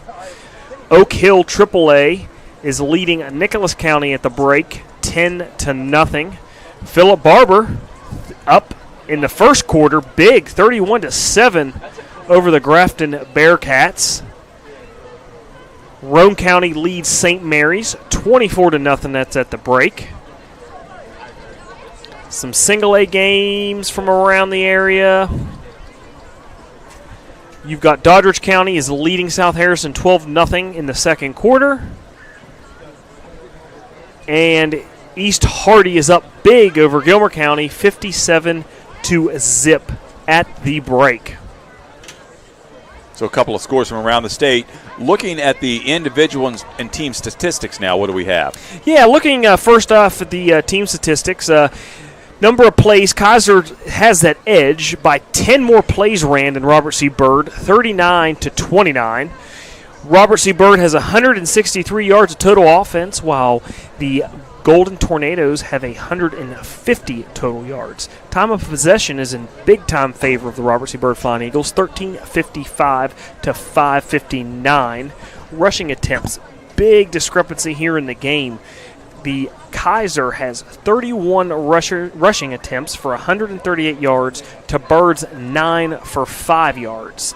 Passing, Kaiser is 2 for 8, while the Flying Eagles are 7 for 20. 12 total passing yards for the Golden Tornado, 158 for the Robert C. Byrd Flying Eagles. Both teams have an interception on the night. However, Robert C. Bird's got those 2 touchdowns through the air, while the 2 for the Golden Tornadoes, 1 was rushing from the on the ground. The other one was the kick return that went 85 yards to pay dirt. Some individuals looking at it. Logan Road Truck is the leading passer. He's 2 for 8 for 12 yards. He is also Kaiser's leading rusher, 8 carries for 53 yards. And the leading receiver for the Golden Tornadoes, Brandon Keller, 1 reception for 13 yards. Looking for the Eagles, Nicholas George, 7 for 17, 158 yards, 2 touchdowns, and that pick. George is also the team's leading rusher. He's got 4 carries for 21 yards. And Bryce Bird's had a nice game. He's got 2 catches, 79 yards, and 1 total touchdown in the first half. So both teams getting it done. although getting it done differently. Kaiser on the ground and Robert C. Byrd through the air. We want to thank you for those scores and stats. Also, Stephen Kennedy with stats here in the press box. And once again, we want to thank our producer, David Oliverio. So we've got just about 20 seconds left to go in the half here before we start the third quarter. We'll take a quick break and be right back after these messages.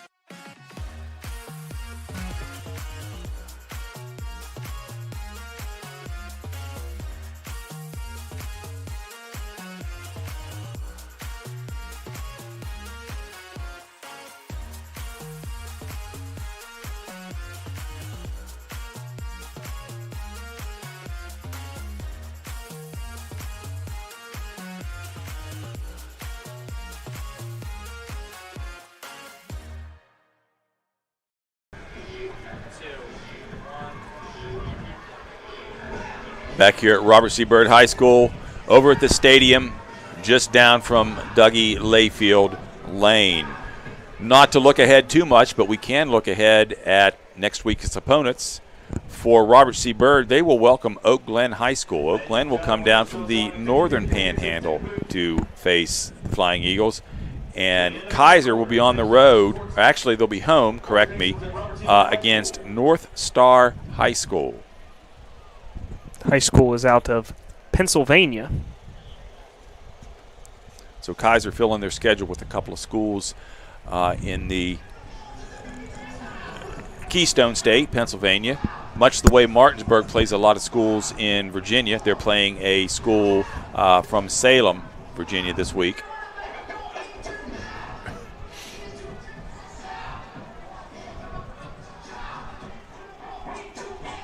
We also want to thank, in addition to Steve Gibson, who was the head principal here at Robert C. Byrd, Dr. Jamie Looker, who is our assistant principal and a graduate of Robert C. Byrd High School, and Eric Post, who is our other assistant principal, who is another graduate from RCB High School. And I'm going to check with them before I give their years that they graduate, just out of courtesy to them, and I'll have those for you next week.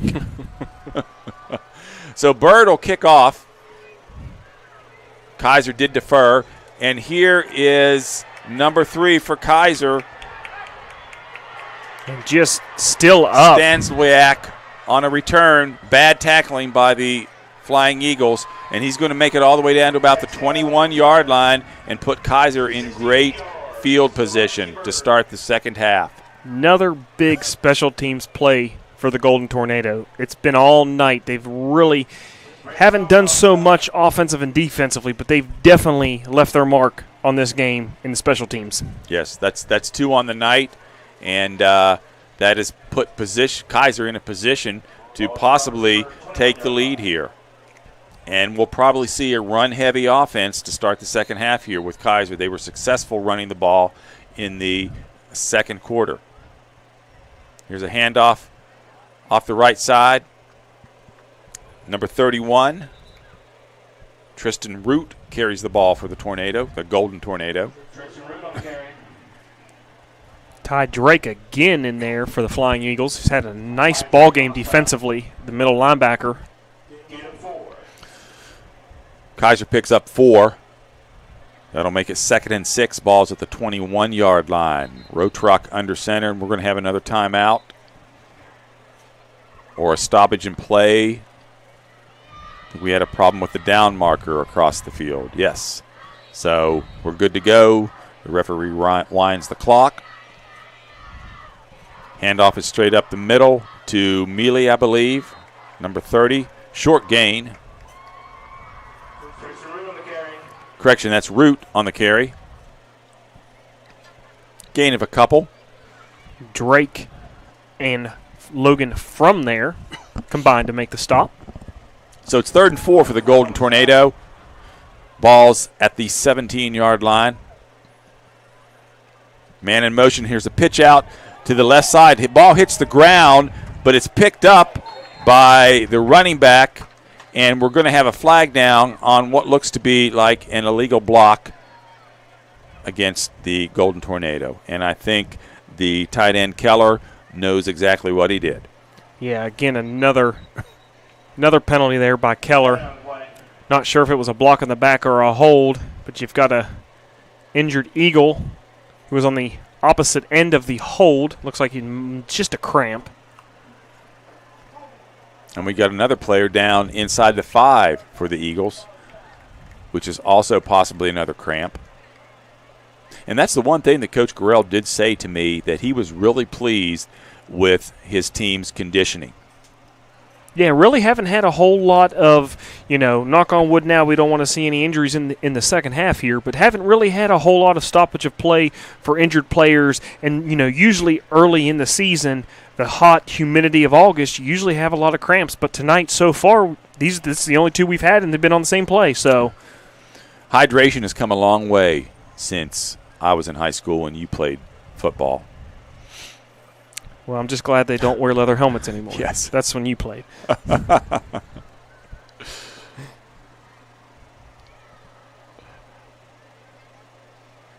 Yeah, and this is the first game of the season, so these guys aren't used to the full contact and for the length, for the duration, because, it's going on even with the incomplete passes and the penalties.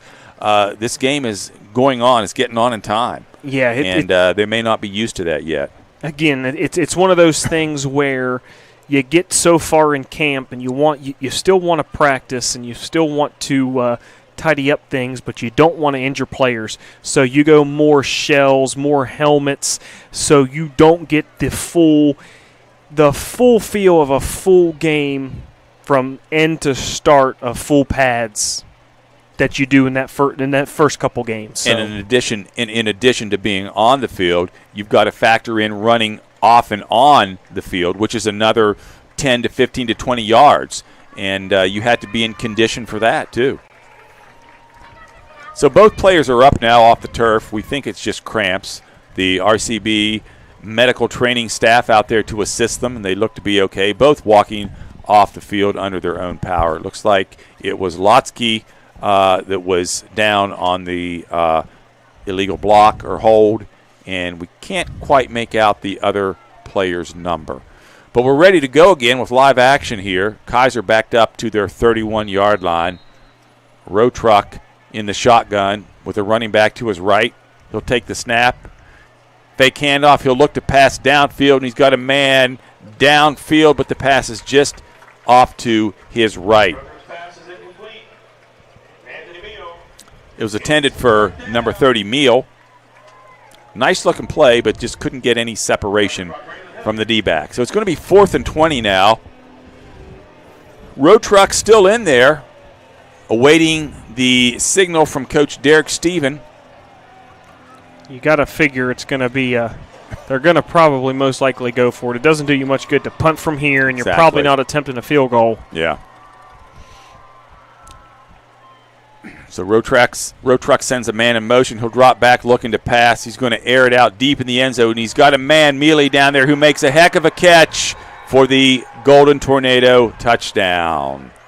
Just looked like a miscommunication there on the back end of the Bird defense. They were really outnumbered. They had 3 defenders to 2 receivers, but nobody went with Mealy, and he just made a spectacular catch for the touchdown. He just kind of snuck in behind the defense.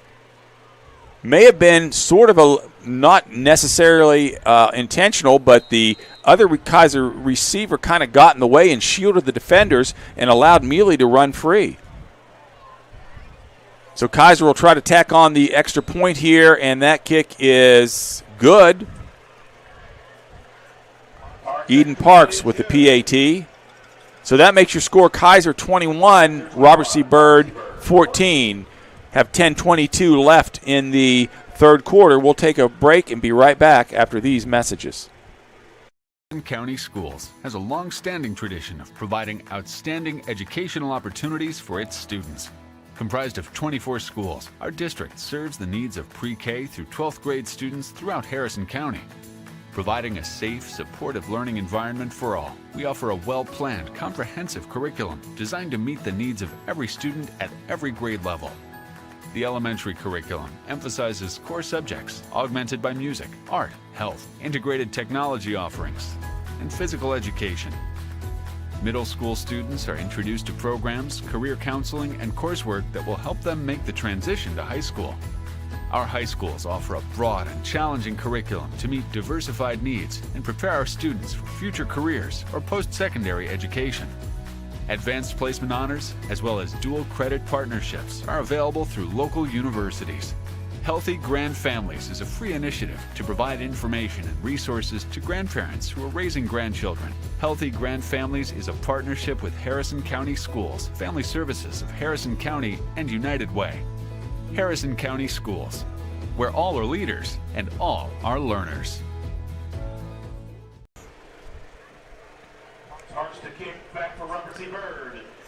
Back here at Robert C. Byrd High School, your score, Kaiser 21, Robert C. Byrd 14. Just beginning the third quarter here, Kaiser benefited from a nice run back on the opening second half kickoff. Ran the ball effectively and then threw the ball on a 4th down play into the end zone for a touchdown. So here's Parks with the kickoff, and it's taken by Thomason at about the 10-yard line. He'll run upfield to the right side, and he is stopped just about the 25-yard line, and that's where Byrd will start their first possession of the second half. Big drive here for the Robert C. Byrd offense. See if they can get something going. Haven't had much success on the ground. Most of it's been through the air, but hopefully if they can get a good balance of some run pass here, get Kaiser's defense, on their heels a little bit and make something happen and try and tie this game up. And I know most players at the high school level play both ways, but still, you want to keep RCB's defense off the field now. So here's a quick pass by George out of the hands of Bryce Byrd. Pass there was a little high, catchable. Correction, I think that was intended for Lotsky. Again, we're having some difficulty seeing the numbers, the blue numbers on the green jerseys for the Robert C. Byrd Flying Eagles.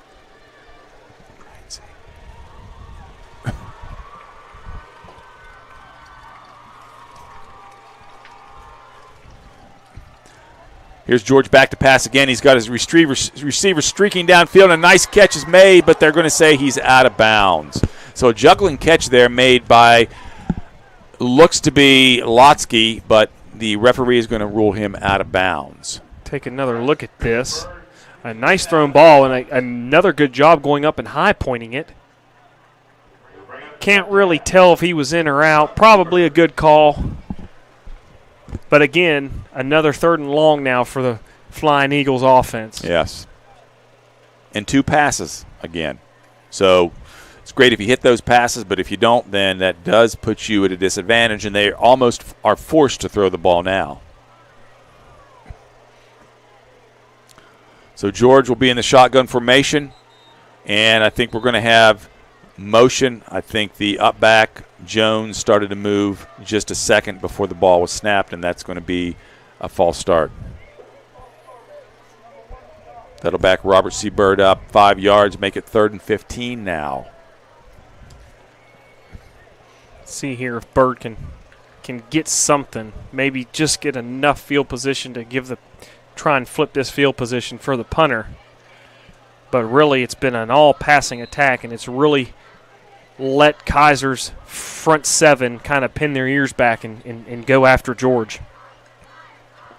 So George takes the snap, a quick pass out to Thompson. He's going to have a little bit of room to squirt up the sideline, but eventually he's going to be tackled by the Kaiser defense, number 3, Stanzwiak. And we believe we're saying that name right, but we're probably not. So our apologies to his parents and his family once again, and to him himself. We're okay on the first name, Jack. I can get that one, but so Byrd will be forced to punt on 4th and 11 from their own 24, and we do want to try to change field position if we can, or rather just get out of bad field position, I should say. Not sure. Going to let the play clock run out, maybe. Nope, they're going to take a timeout instead. Yes, RCB has called timeout. We'll take a quick timeout with them and be back after these messages. Timeout, RCB.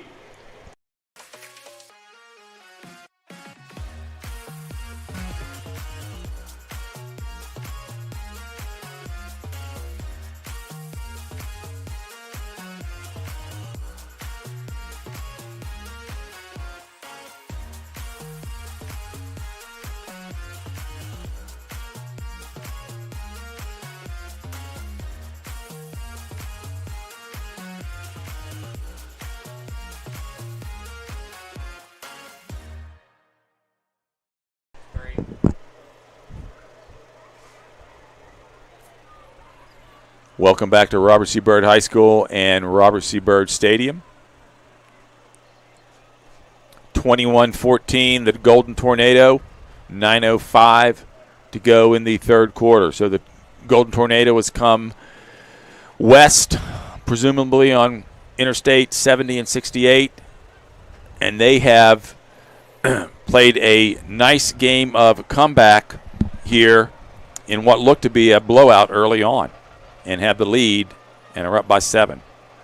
So here's the punt back, or the snap back to Thompson. He gets off a decent kick. It's going to travel all the way out to the 50, and it's going to get a really good roll all the way down to the 41-yard line. So a real good job by Thomason there. Yeah, Thomason, a little bit of a high snap. Good job to get up there, secure the snap, and get the punt away.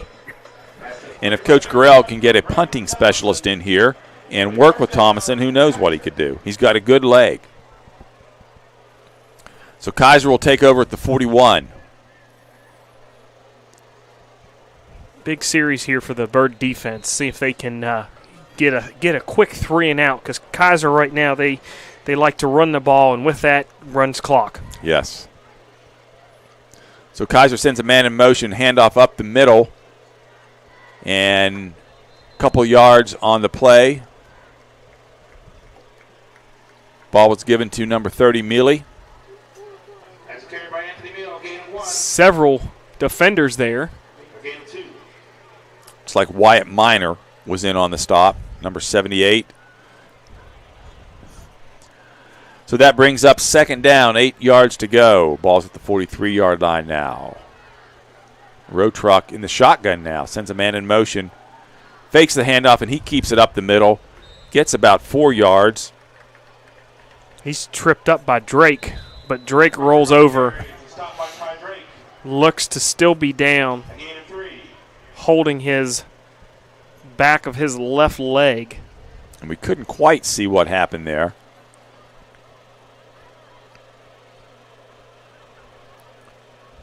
Maybe just another, yeah, it looks like just another cramp. And those will probably become more commonplace as the evening wears on. It's cooler now, but it's still, you still got some humidity in the air. So Road Truck keeps the ball. He gets about 4 yards on the line, brings up 3rd and 5. Ball's moved up to about the 47-yard line. Be a big third down here Yes, for both teams. both teams. 8:09 left to go here in the third quarter. Looking across the way, Kaiser has brought a good number of fans for what is basically a 3-hour drive to Clarksburg. Looks like the band came with them, but they did not perform at halftime. Well, we've got a chance taking an update, looking across the state. Bridgeport is up 56-7 over Buchanan Upshur. That's in the fourth. Fairmont Senior leads Lewis County 27-6. That's in the third quarter. Liberty leads Elkins 7-6. That's still at half. Doddridge County is now up 18-0 over South Harrison in the third. And East Hardy leads Gilmer County 57-0. That's at break. So a couple of scores from around the state. So Kaiser gets ready on a third down. Ball snapped back to Road Truck. He'll pitch it to the right, and it'll be turned up field for about 3 yards. He's going to be short of the first down is Jack Stanzliak, and I'm just going to call him number 3 Jack for the rest of the game if that's okay with everybody. Logan, we'll know who I'm talking about. Logan Frum with the stop. There were several flags down. It looks like it's going to be a hold or a illegal block on the Golden Tornado. The officials are talking about it. Usually where that flag is thrown, it's going to be a block in the back, a hold, and it is a hold. So that's going to push the Tornado back 10 yards, bring up a 3rd and 12. That's helpful to the Robert C. Byrd defense. Ball is spotted at the 39-yard line now. Interesting taking that penalty because he was short of the first down, so it would have been a 4th and short. Yeah. And there's going to be another false start. Yeah. Officials are going to talk about it. Nope, it may be offsides on the defense the way the teams are walking now. It did not look like the Golden Tornado was in sync on offense. It looked like several of them moved, and then several of them moved, and then several of them more moved, and so forth. So it's only a 5-yard penalty, so that'll move the ball up to the 44-yard line. The officials, they're still back there discussing something. They really never walked the ball up. Kaiser kind of walked the ball up themselves, the 5 yards, and still trying to sort this out here. See what the official says.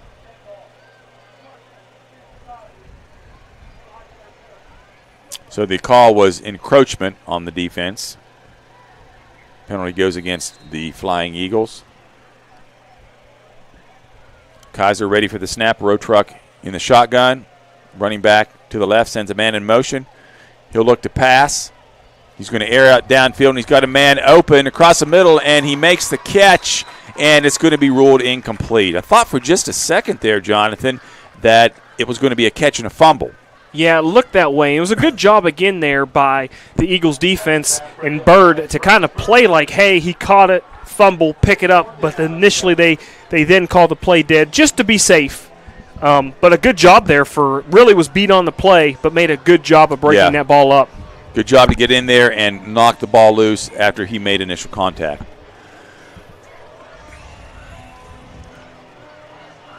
So that is going to bring up 4th down. Kaiser's going to punt. Eden Parks back to do the duties. Thomason standing at about his 29-yard line. Backs up to the 28. Now we've got another flag thrown by the back judge, and it's going to be a delay of game. And you almost think that Kaiser did that on purpose. I'm not sure really why, but they didn't look like they were in any hurry. Yeah, interesting to take that. Obviously, you don't want to burn a timeout, but you have a better shot of flipping the field. Right. So it's a low snap. Parks corrals it and gets off a good-looking punt. Thomason again calls for the fair catch, and that's a good move there. He catches the ball at about the 20-yard line. That's a catch by Brady Thomason. A nice spiraling punt by Parks. Parks doesn't have a great leg, it doesn't look like, but he's got good placement on the ball, and he puts a nice ball in the air. He gets a nice spiral, which then makes it very difficult on the punt returner to field it cleanly. Yes. And again, this is Thomason's first year at football, so he's dealing with a little bit of a learning curve also. 7:33 to go. Kaiser up 21-14. Bird will take over at the 21-yard line, 1st and 10. We'll see if Robert C. Byrd can get a little bit of a running game established, although it doesn't look like they're going to try very hard with this formation. And George is going to step back to pass. He's going to air it out to Bird down along the sideline. Bird tries to make the catch, broken up, incomplete. Number 13, Chase Davis for the Tornado, the Golden Tornado, with the pass breakup. So that's almost the same play that we saw in the first half down the other sideline that Bryce Bird scored on. Or correction, that is Bryce Bird. My bad. Yeah, trying to get that matchup with Bird. Obviously, they like something there on the outside, trying to throw it up to him on that go route. Had a shot at making that catch.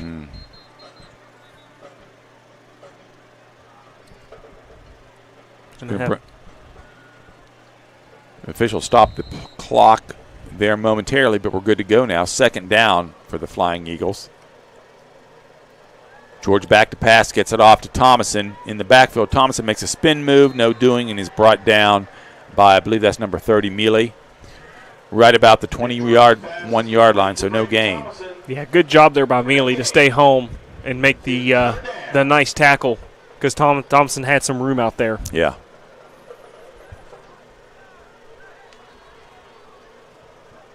So Robert C. Byrd faced with a 3rd and 10. Nick George gets the play from Coach Grell and runs into the huddle. Big down here for the Flying Eagles.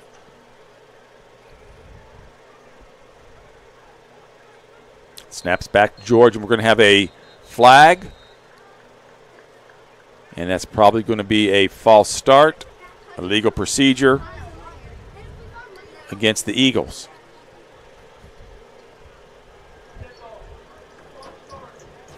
That's exactly what the call is. So that'll back the Eagles up 5 yards and make it a 3rd and 15.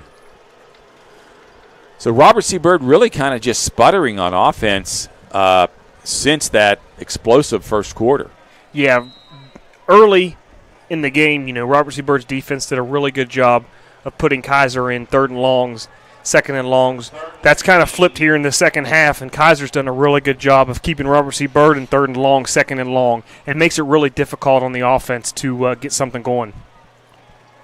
Here's George again with the snap. He slips. He's under pressure by the Golden Tornado, and they're going to bring him down about look to be the 10-yard line, but he makes his way out to about the 17-yard line, keeping the ball, avoiding a big loss, but that'll bring up 4th down. Julian Pattinson was the tackler for the Golden Tornado.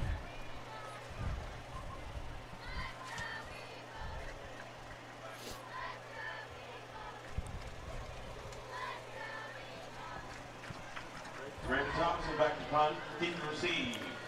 So Thomason will have the honors of punting the ball. Number 3, Jack, in the deep Golden Tornado secondary to receive the punt. And this punt is not the best from Thomason. Went off his leg. He shanked it, as they say. And that's going to give the Golden Tornado great field position. We'll see where they spot it. Like they're going to spot it at the 32-yard line of Robert C. Byrd. The first down, Kaiser on the Eagles, 27-yard line. Or correct me, 27. So that brings up another big series here for both teams. Feel like if Kaiser could punch the ball in here, that would really be deflating to Robert C. Byrd. They need to come up with a stop here or a turnover. Turnover would be wonderful for the Robert C. Byrd defense right now. Man in motion. Here's a handoff, giving up the middle to Mealy. He's going to go for about 7-8 yards. Correction, that was number 33, Kingman. Kai Kingman, we think. Spells his first name Kaii. I'm going to say it's Kai Kingman. I didn't have much luck with Jack's last name, so I'm not that sure myself. Second down for the Tornado. Handoff is to Kingman again, and no doing there. Nice tackle at the line of scrimmage by Drake for the Byrd defense. Stopped at the line of scrimmage. And as you said, it looked like Drake was hurt there a minute as he got up, but he walked it off. Brings up 2nd and 3 for the Golden Tornado. Road trucks, and they're going to give him a first down now, actually. Yeah. So road truck under center with a new set of downs. Quick handoff to Kingman.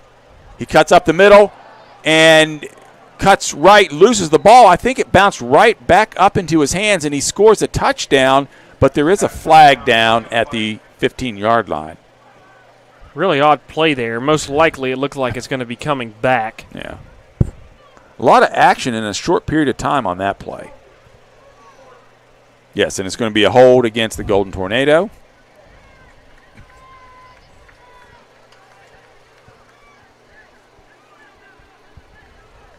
They'll walk him back, and it's going to be 1st and 17. The ball will be spotted at about the 25-yard line.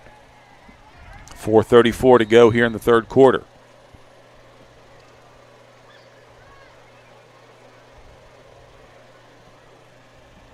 Road truck in the shotgun. Handoff up the middle to Mealy, and he's brought down immediately behind the line of scrimmage. Good job getting pressure up front for Robert C. Byrd. Logan from there with the tackle.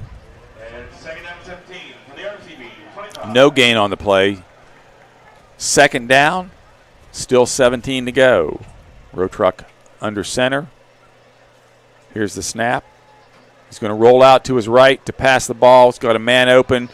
Doesn't throw it, but he keeps the ball, scrambles up the sideline, is knocked out of bounds at about the 23-yard line. And now we have another flag down inside the 5-yard line. A little extracurricular activity between the Golden Tornado receiver and the Robert C. Byrd defensive back. The officials are going to talk about it and see who it goes. They did throw a flag. We'll see who it goes against. Most likely it's always the second man gets caught, and it's going to go against Robert C. Byrd.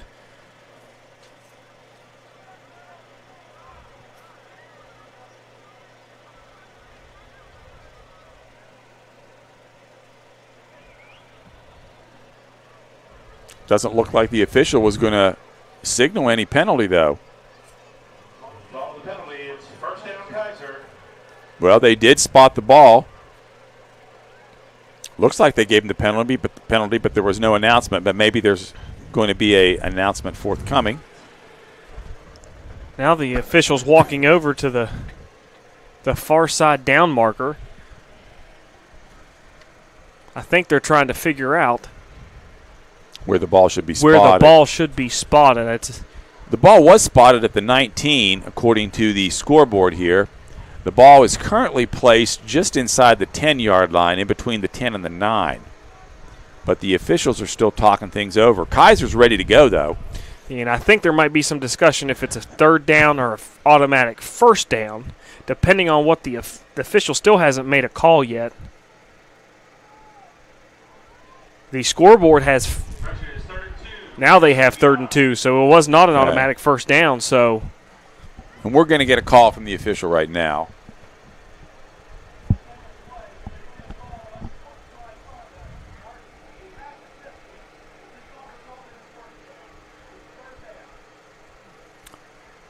So there was a penalty, half the distance to the goal. Did not result in a first down, though. It's going to be 3rd and 2, balls at the 9.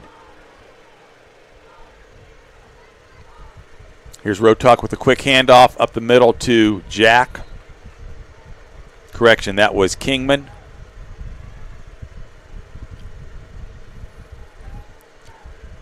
Drake and From combined to make the stop. It's going to give them a new set of downs. It's going to be 1st and goal. Ball spotted at the 4-yard line. Rotuck sends a man in motion, gives the ball up the middle to Kingman, and it looks like Kingman is going to rumble into the end zone for the Golden Tornado touchdown. So Kaiser doing exactly what we thought they'd do, keep the ball on the ground there with that field position and run it into the end zone. Yeah, lot of mistakes there. Bird really helped supply that drive first with the really not getting any momentum on the offensive end, and then the shank punt really set up good field position for the Golden Tornado. So here's Parks with the PAT. It's good. And that makes our score 28-14, the Golden Tornado, with 3:35 left to go in the 3rd quarter. We'll be right back after these messages. Harrison County Schools has a long-standing tradition of providing outstanding educational opportunities for its students.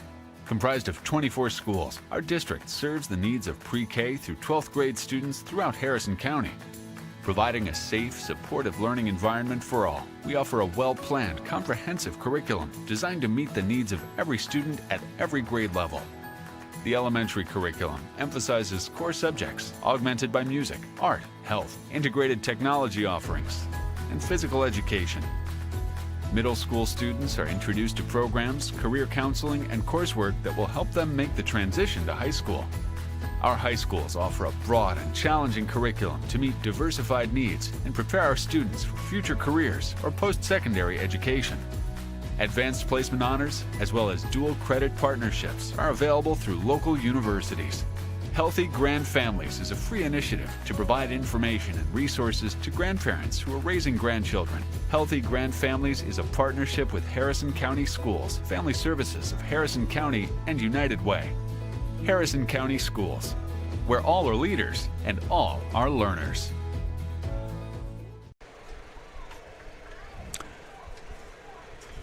Back here at Robert C. Byrd High School. So the discrepancy in time of possession now, Jonathan, Kaiser has run 55 plays, whereas Robert C. Byrd has only run 35 plays so far. Yeah, and that's a big discrepancy in the game. Of course, you know, Kaiser wants to come in there, run heavy. Bird's going to be pass heavy. Another outstanding stat that looms for Byrd is 12 first downs for Kaiser, only 4 for Robert C. Byrd. And here's what was probably an intentional squib kick, not necessarily an onside kick, but that's what it was technically. It bounces off a up man and trickles down the field, and it looks like Kaiser has recovered at about the 35-yard line. So I'm not sure if that's what they were going for, but it worked perfectly for the Golden Tornado. Yeah, really tough task now on this Robert C. Byrd defense. They've been on the field there 20 more times than Kaiser, and now they're asked to go back out and try and keep Kaiser from putting more points on the board. Yes.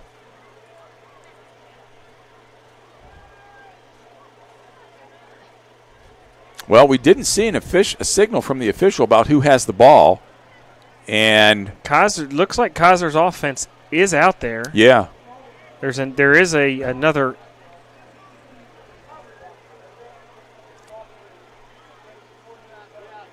So it is first down Kaiser.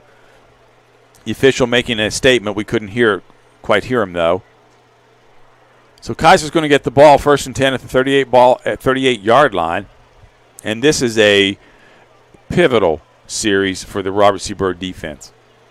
Yeah, if you could come away here and keep Kaiser out of the end zone, the one nice thing for Byrd that you could think about is they do have that aerial attack. So for them to be able to get back in this game is not out of the question. Yes, 2 scores is not unrealistic. So here's Rotruck back to pass. He's got a man across the middle, and the ball's going to be incomplete. So nice coverage down there by the Robert C. Byrd defensive secondary. That ball was intended for Science. Looks like Lotsky had coverage there, along with... Not sure if that was Hilliard. He's had a nice game. Or Byrd. Actually, it was Byrd. Yeah. So 2nd and 10. Kaiser in the shotgun. Sort of a delayed play there. Statue of Liberty. Not everybody moved at the same time, but...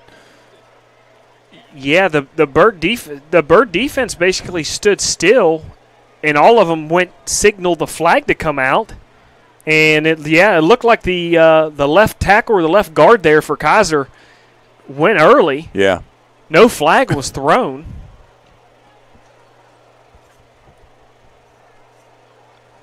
Which in the end it's gonna be a good play for the Eagles because it brings up 3rd and 10 now.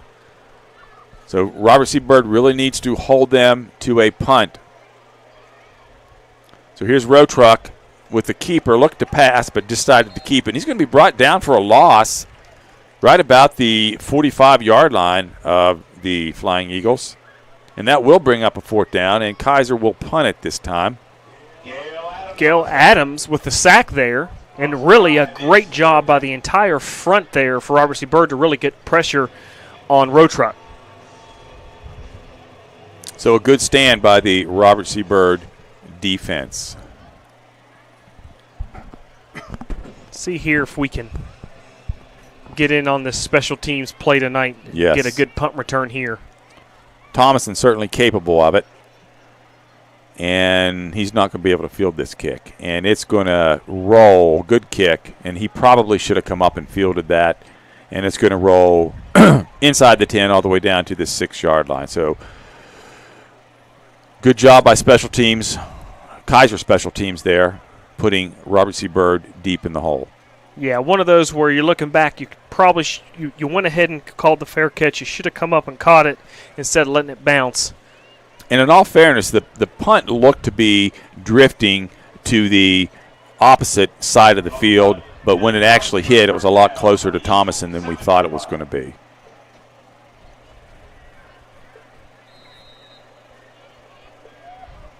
So we'll see if Robert C. Byrd continues to pass it. They may try to run the ball a few times here just to get it outside or out of the shadow of their own end zone. We'll see. Nick George with a quick pass, and the pass is going to be low. Had a man opened out there in the form of, I believe it was Hilliard. Yeah, another just short arm. Yeah. Skip to the receiver. Had a guy open.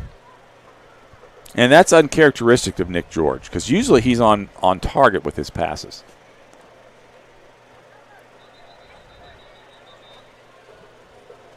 Now we've got an injured player goes down for Kaiser. Looks like a cramp. The officials waving on the coach and the training staff. Robert C. Byrd will be faced with a 2nd and 10. Ball's on the 6-yard line with just under 2 minutes, 1 minute and 49 seconds to go here in the third quarter. So the Kaiser training staff makes their way out on the field, and we'll take a commercial break as they do that and be back after these messages. County Schools has a long-standing tradition of providing outstanding educational opportunities for its students. Comprised of 24 schools, our district serves the needs of pre-K through 12th grade students throughout Harrison County. Providing a safe, supportive learning environment for all, we offer a well-planned, comprehensive curriculum designed to meet the needs of every student at every grade level. The elementary curriculum emphasizes core subjects augmented by music, art, health, integrated technology offerings, and physical education. Middle school students are introduced to programs, career counseling, and coursework that will help them make the transition to high school. Our high schools offer a broad and challenging curriculum to meet diversified needs and prepare our students for future careers or post-secondary education. Advanced placement honors, as well as dual credit partnerships, are available through local universities. Healthy Grand Families is a free initiative to provide information and resources to grandparents who are raising grandchildren. Healthy Grand Families is a partnership with Harrison County Schools, Family Services of Harrison County, and United Way. Harrison County Schools, where all are leaders and all are learners.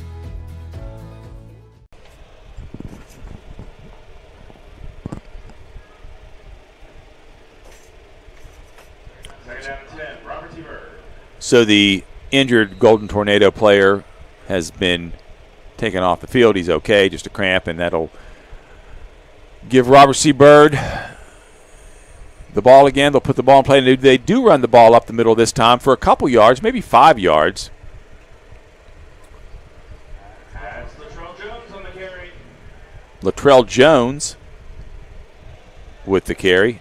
Gain of about 5 up to the 10-yard line, and that helps Robert C. Byrd on this third down. Jacob Keating was the tackler for Kaiser. It's going to be third down and about 7, and you would think that we're going to try to pass the ball again here. So we'll see if George can get time and deliver a good pass to an open receiver here and get a completion and a first down. And he's going to air it out along the sidelines, and Byrd makes a nice catch, and can he break free? He's trying to get away, and he can't. The Kaiser Golden Tornado defensive player, number 3, Jack, held on for dear life to Bryce Byrd's left leg. Gain of 32, so that helps Robert C. Byrd. And that's just a toss-up there to Byrd. Yeah, a really good play there. It's kind of – there was some pressure there on George, so he had to get rid of the ball early, which actually ended up helping him because Byrd could see the ball. Jack had his back to it, really couldn't make a play. Byrd goes up, makes a great catch. And that's all Bryce Byrd there. He is being counted on to go up and make a play. So it's a first down and 10, and here's another completion to, I believe that's Hilliard. Hilliard breaks the tackle, stays on his feet, and gets down to about the 40, 35-yard line. I believe that is Hilliard.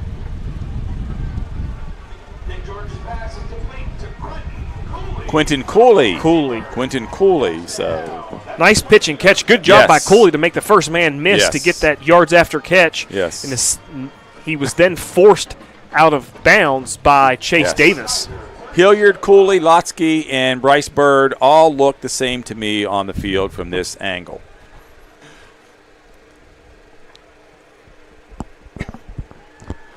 So here's a first down and 10. Nick George back in the pocket to pass. Motions his receiver upfield, and the catch is made, and he's going to run into the end zone for a touchdown, but we do have a flag on the play. There is a flag. Very interesting to see what the call will be. Maybe if Byrd went out of bounds that's possibly by himself and wasn't forced out, which it looks like it, but the official would throw his hat. There is some contact there, so they have to be calling it a pass, offensive pass interference because they're backing Byrd up.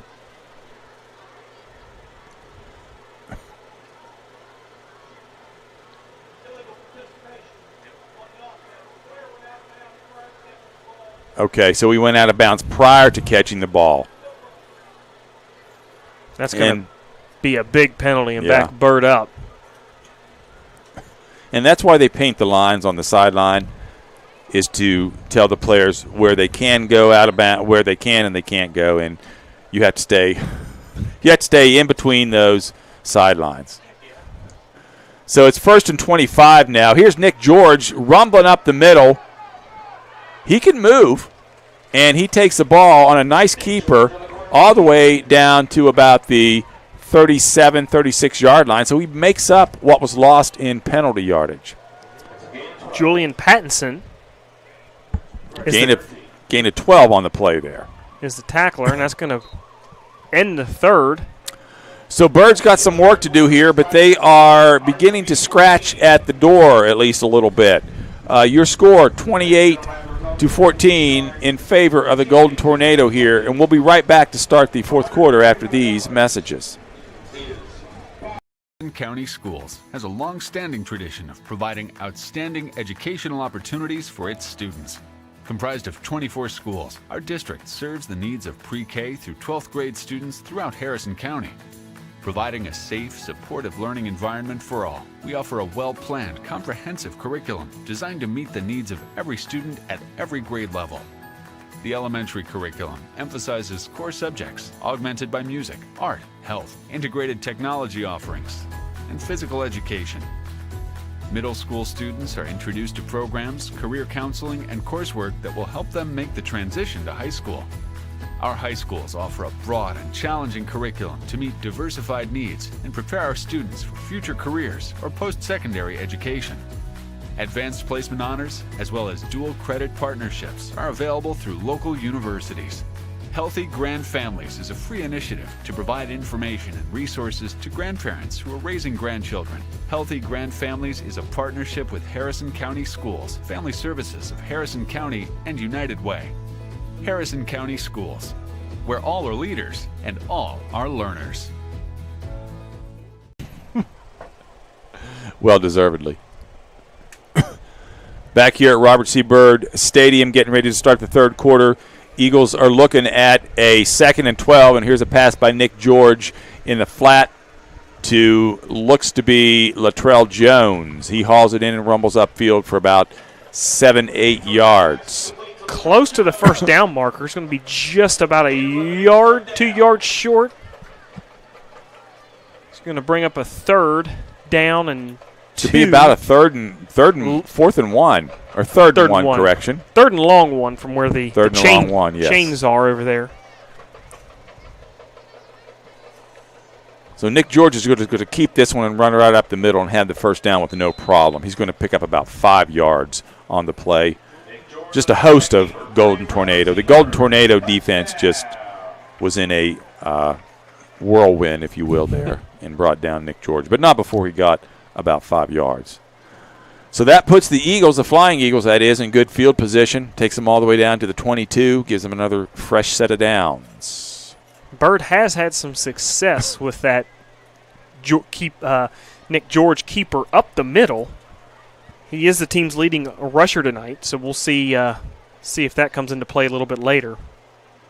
Here's a snap. George rolls out, and he has a man. Pass complete down to about the 8-yard line. A good shot. Thomason is the receiver. Took a shot. Slow getting up off the ground, but he's up now. Mealy had the big hit for Kaiser. Correct me if I'm wrong, Mealy had a big hit against Thomason to knock down or force an incompletion in the first half. So ball's at the 8 now. First down, Robert C. Byrd, and they've got to be really careful in what they do here, and they've got to make sure they get a touchdown here. Because although they can score through the air, the clock is against them right now. 10:57 to go, in fact. So here's a snap to George. He looks back in the end zone, pumps. He's going to roll out to his right. He's going to keep it and run up inside the 5-yard line to about the 2 or the 3-yard line. So a good decision there by George. Yeah, Youngblood and Pattinson keep George out of the end zone, but a good decision there to pull the ball down and get what he could get. And that's the maturity of a senior. You know, you've got several more downs to work with. Don't force anything because you do need a touchdown here. And I don't think that Byrd has a reliable field goal kicker that they want to put out there now. Looks like Byrd is going to take their second timeout to talk this over. So there may have been a little bit of confusion with the play call there, and certainly can understand this timeout because they want to make sure they get the right play and they get the right personnel on the field. So Byrd does indeed take a timeout. We'll take one with them as well and be right back.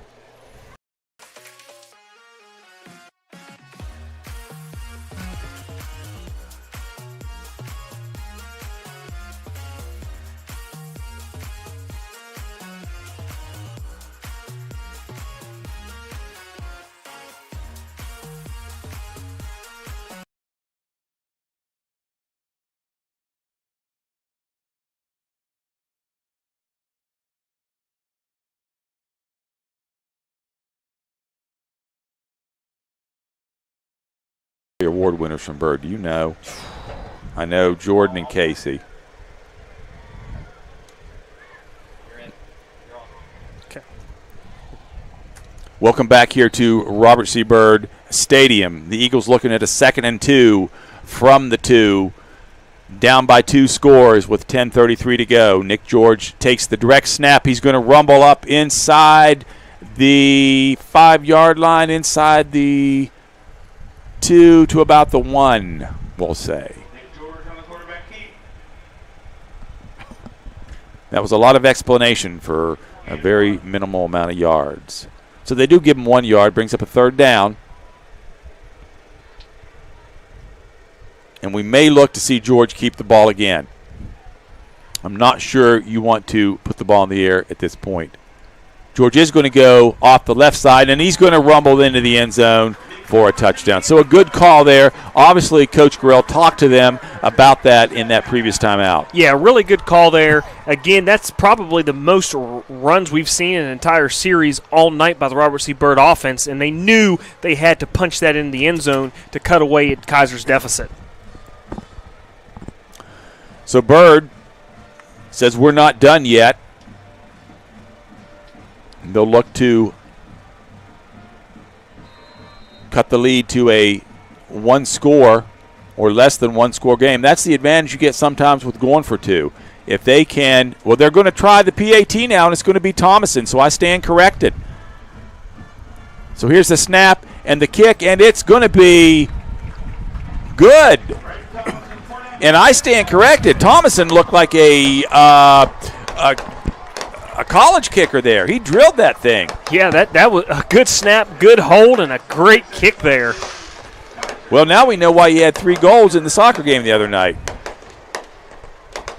And if he does that, Thomason might want to get the fireworks to be put off when he scores a goal in soccer like they're being put off now after he kicked that PAT. So the Eagles back in business, and it's a 1-score game, 28-21. With 9:56 to go. Let's take a break, and we'll be right back after these messages.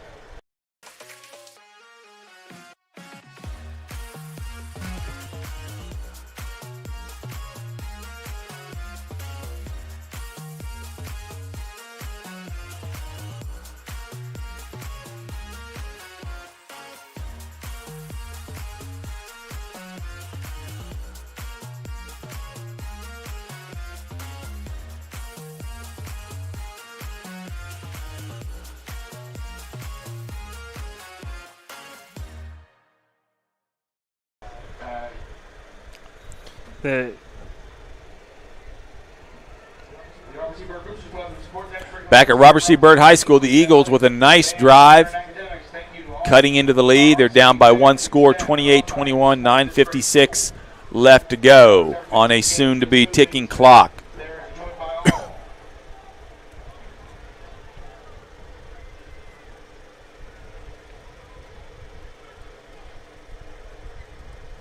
Thomason set to deliver the ball deep to the Golden Tornado.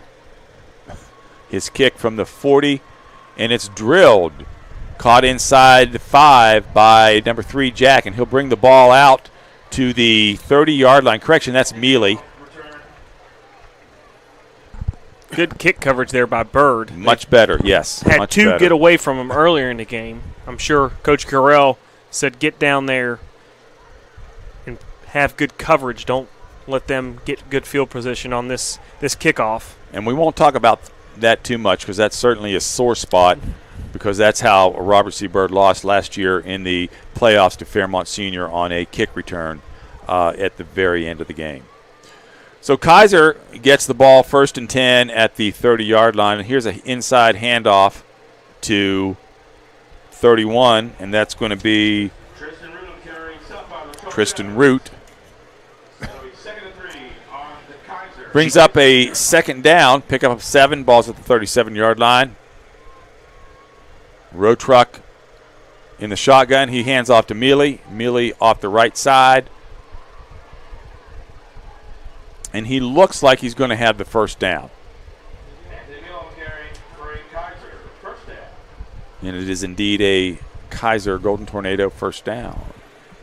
You're going to see a lot of heavy run now from the Golden Tornado. I mean, they already are a heavy run team.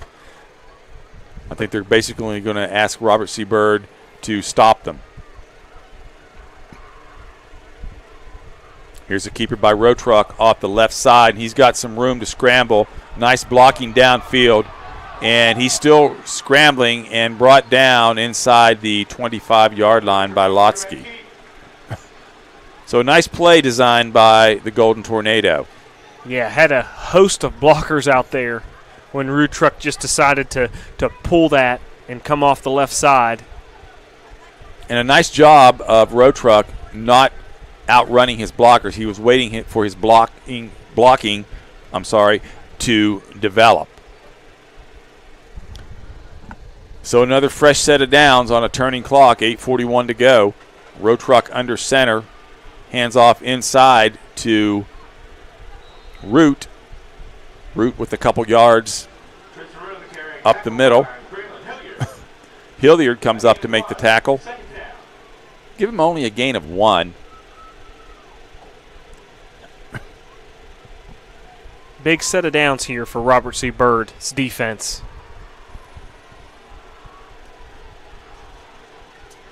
Road Truck in the shotgun. Man's in motion. Fakes the handoff. Road Truck's going to keep it himself. He's going to wind up the right side. He's going to be brought down inside the 10-yard line, right about the 9. And that's been a nice play for Kaiser all night long. Yeah, Drake there with a stop. It's so much action and movement. And when the quarterback keeps the ball, that gives you one extra blocker out there that the defense can't account for.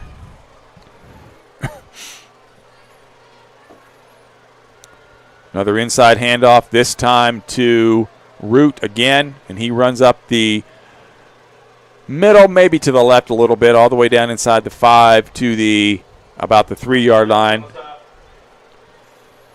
Jones is going to trip him up. Really a touchdown saving. Yes. Shoelace tackle.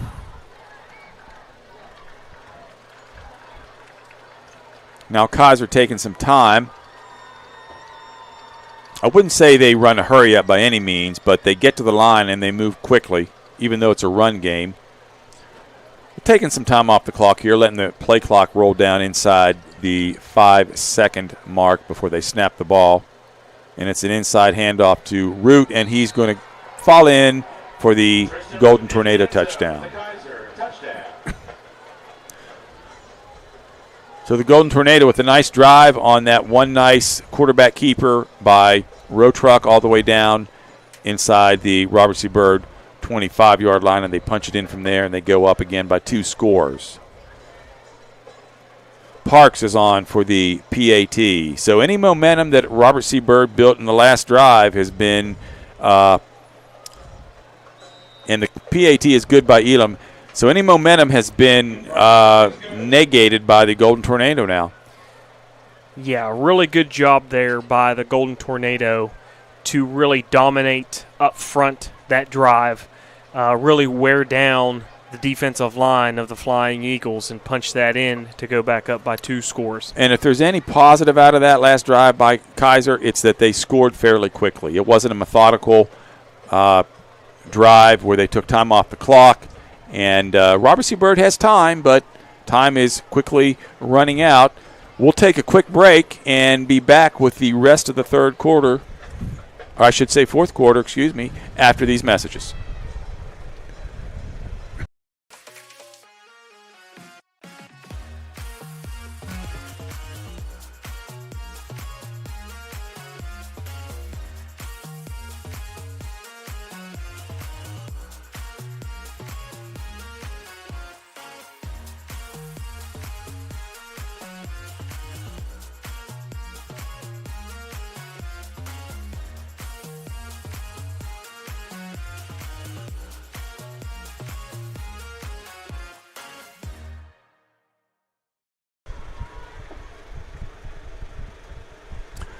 back here at Robert C. Byrd High School. And the fog has not rolled in on your video screen or your TV or however you are watching the game tonight. That is the fireworks smoke that is still slowly drifting across the field here at the stadium.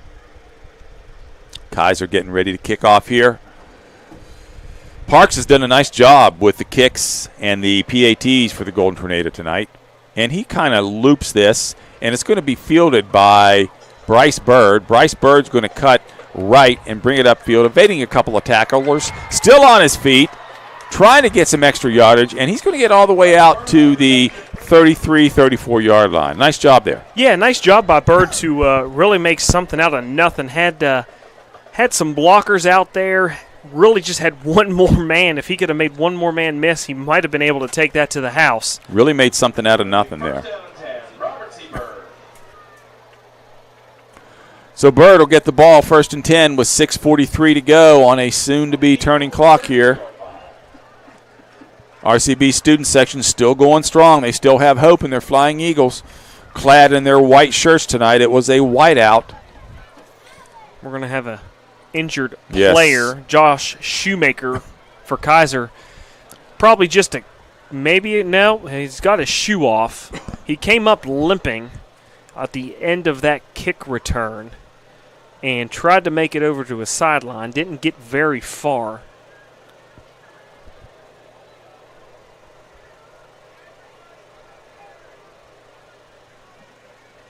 And, you talk about the conditions that we're playing under tonight. First game, it's hot. Cramps are likely. They're probably to be expected. And we certainly hope that this young man's okay. But the one place that Kaiser does have an advantage on RCB is in the numbers. They have 62 men on their rosters. Robert C. Byrd has just about less than half that. Yeah, and the people at home probably think, well, we've heard a lot of the same names, which is true, and they do play a big role, and a lot of players in high school play both ways. But the thing that's significant is if you can get a starter some rest on a kickoff or a punt return and get some young and fresh legs in there, not only does it help save your guys' legs that have done a lot of the workhorse of the night, it gives you a much more advantage when it gets to late in the game. And if you have a fresh player in there who is going against a player that has been in there and is tired, then it's entirely possible that player with the fresh legs is going to make that play against that tired player, even though he is a first-teamer. Yep. Yeah, those numbers games play a big role, not even just at the high school level, from all the way up to Division I. And you're right. You don't see it or you don't really hear about it, but it happens. Those are the little intricacies of the game. So we're ready for action again here. Robert C. Byrd with the ball 1st and 10. Nick George claps his hands, and we got motion by both sides. And we're not sure if the Eagles jumped or – well, we know the Eagles jumped and we know Kaiser jumped, but just who jumped first is what's going to determine the penalty. It's going to be offsides against Kaiser. That's what I thought. I thought they kind of jumped. And any time the defense makes the offense jump because the defense moved, it's going to be against the defense. So that's a nice little start to the drive. Still 1st down and 5 now. 6:43 to go on that ever-important clock.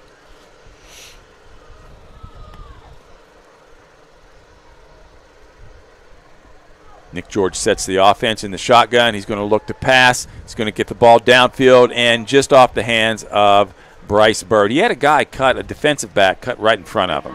Yeah, good. Had Byrd there, and he did have somebody kind of obstruct his view at the last second. And ball did have a little velocity on that coming from George. Yes. So that'll put the Eagles in 2nd and 5. Still in good shape, thanks to that penalty by the Golden Tornado for offsides. Latrell Jones in the backfield on the right of Nick George. 3 receivers to his left, 1 to his right. Here's a snap back. George fades back. He's got Byrd this time. Byrd with a nice little move to evade the tackler, and he's going to get all the way down to the 46-yard line. Seth Syons finally brought Bird down for the Golden Tornado. Bird showing some elusiveness.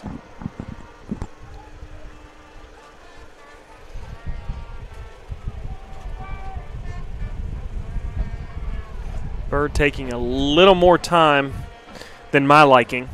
Yes. So the ball is actually going to be at the 46. I said the 49. Nick George in the shotgun. Steps back to pass. He's going to air it out for Bryce Bird, and Bryce Bird is tripped up, and there's no flag. Very, very surprising. No flag on the play there. And I am surprised that wasn't called, given the penalty that was called against Robert C. Bird in the first half for interference. The ball was in the air. The receiver was there. Maybe they said incidental contact. Yeah, there could have been some incidental contact. The only big difference there is it looked like Bird had his eyes on the ball. Oh, so they did. Well, we're going to get a reprieve. There was a personal foul roughing the passer. Okay. So is that poetic justice? Could be. And we didn't even see the shot that Nick George took, but we'll get a look at it, the replay here, because we were watching the ball.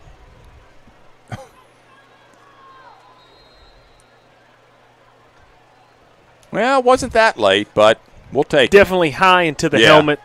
Probably hands to the face. So here's a nice little pass across the middle to Thomason out of the slot position, and that's the kind of pass we need to see, a quick pass where the receiver has room to run and maneuver. Yeah, and that was actually Cooley with the reception. Okay. Your eyes are much better than mine. So that's a first down for the Flying Eagles. Ball's on the 20-yard line, 5:52 on that ever-important clock. Nick George sets the offense, drops back. He's going to let it go to Thomason. Thomason in and out of his hands. Correction, that was Bird. So Bird had that one. No excuse there. He should have hauled that one in. Yeah, it's probably two on this possession that Bird should have had.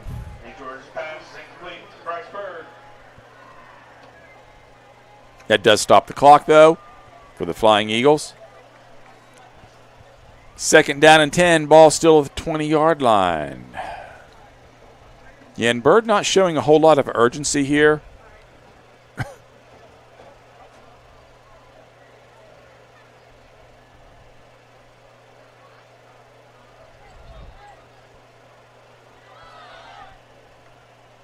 Here's a snap back to George. He's going to let it go in the end zone. He's got a man down there, but he's overthrown. Looking for Thomas in there in the end zone. And but George had to put some air underneath that ball because he had pressure from the Golden Tornado. Yeah, really good coverage also on the back end by the Kaiser defense. Seth Syons was there. So that brings up a third down for the Flying Eagles. And really they've got 2 downs to get 10 yards here because they're not going to punt. They're probably not going to kick a field goal, even though we were really impressed with Braden Thomason's PAT.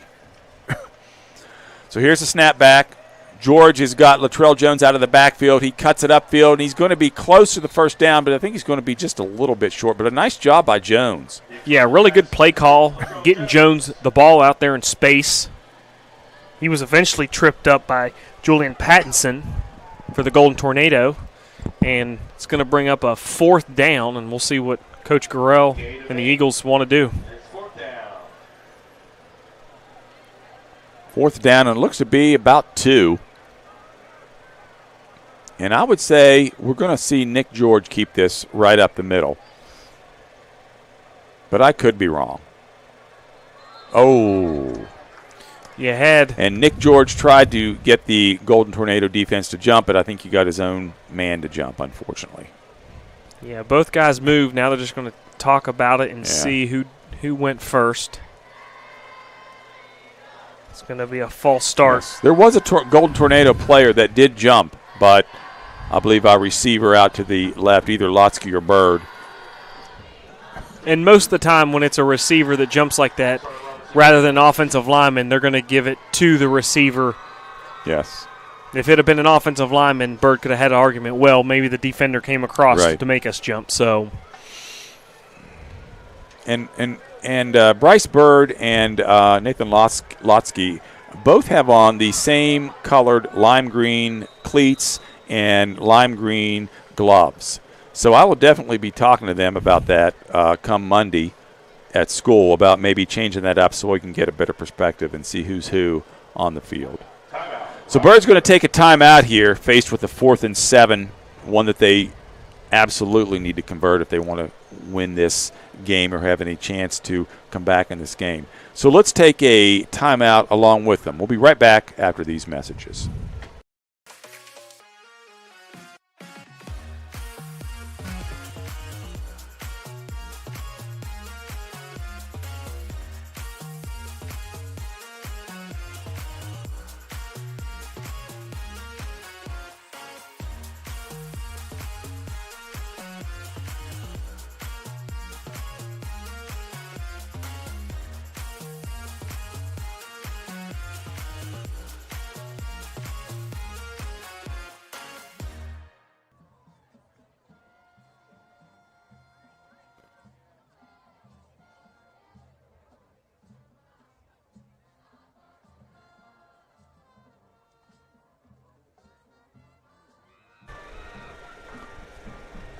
So Robert C. Byrd going to be backed up 5 yards. They're now looking at a 4th and 7, which is much harder to convert than a 4th and 2. But it does give Byrd a little bit more room to pass the ball. But I'd much rather take a 4th and 2 than a 4th and 7. So here's George in the shotgun. He's going to drop back to pass. He's going to loft it to the end zone. And there is going to be a defensive interference call, and that was all the way. yeah, good job by George putting it only to where Bird could get it. Or Lotsky, we're not sure. Or Lotsky. I think it was Bird. But As I say that, it's Lotsky. Yes, but George dropped back in the end zone. He had Lotsky one-on-one in the back left corner of the end zone, and God bless his heart, number 3, Jack, whose name I can't pronounce, he just knew he was in trouble, knew he was beat. He had his back to the ball, and he had his hands up, and essentially that's face guarding, and that is something that you just can't do. You've got to be able to turn and see the ball. So that does give Robert C. Byrd a first down, a much-needed first down. 4:28 left to go.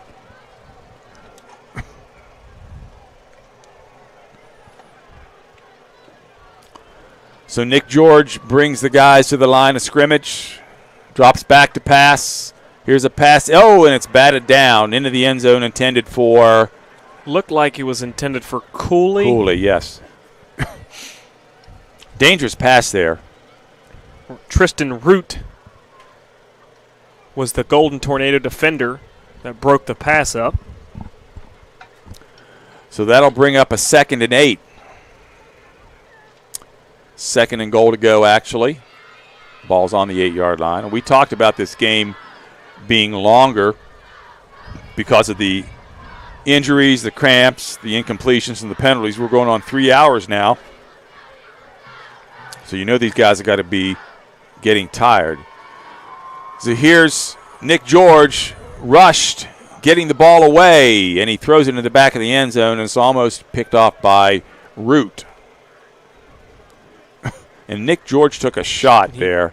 He did. At the end of the play. It was a breakdown on the left side of the line, and Nick tried to step up to make a throw and just took it right to the rib area.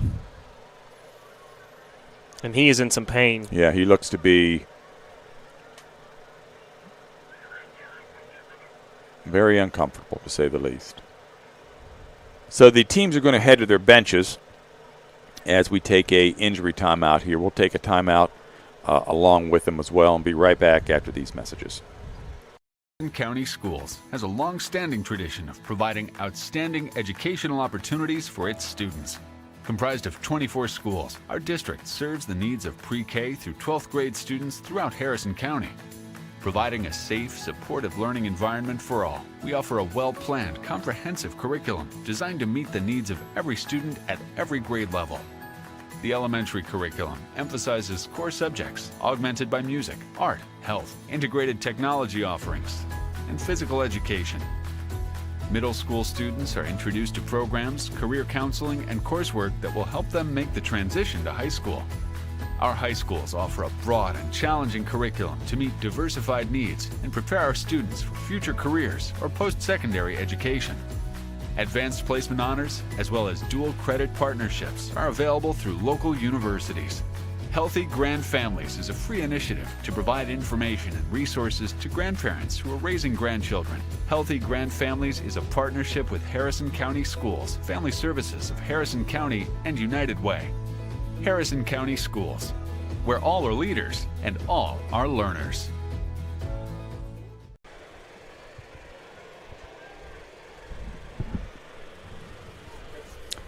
Back here at Robert C. Byrd High School, the good news is Nick George walked off under his own power. The bad news is he's got to sit out for at least one play on an important 3rd and 8 down. Rylan Rock, number 11, is the backup quarterback, and he's going to drop back and look to pass, and he's got a man in the end zone, and he's going to throw for a touchdown. No, they're going to call it incomplete, and it sure looks like Lotsky or Byrd, I believe that's Byrd, had the ball. Took the official a minute to... Looking at the replay. Yeah, it's a good call. It's a good call. So, good play by the Golden Tornado defense. So, Rock's going to stay in there, quarterback on a 4th and 8. He's going to drop back. He's going to throw the ball up again and it's going to be incomplete for Lotsky. So another, or Byrd, I should say. So another nice play by the Golden Tornado defense. Byrd had the ball in his hands initially, and then the defender came in and knocked it out. Yeah, essentially the same play back to back. And the most astonishing thing is Byrd had a chance on both of those, especially the second one, when the Golden Tornadoes should have known they were coming to him the entire time. Yeah. And that's good coaching by both sides of the ball, by both teams. You got to throw the ball up and get one of your best players a chance to catch the ball for Robert C. Byrd. But then for Kaiser, they know they can't jump with the receivers, so they want to let the receivers catch the ball and then knock it out of their hands. So 4:08 to go here in the 4th quarter. Kaiser's going to take over the ball on the 8-yard line, and they'll run the ball up the middle. Looks to be a first down.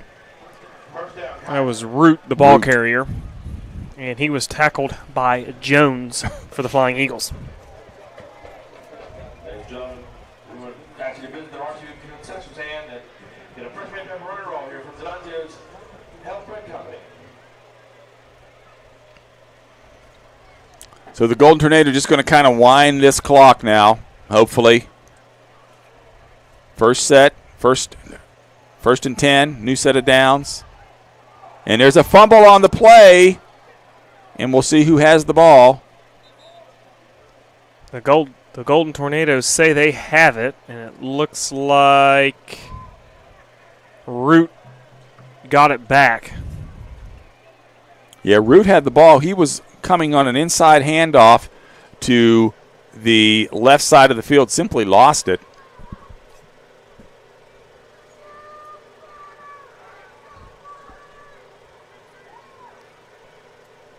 So it's going to be 2nd and 10.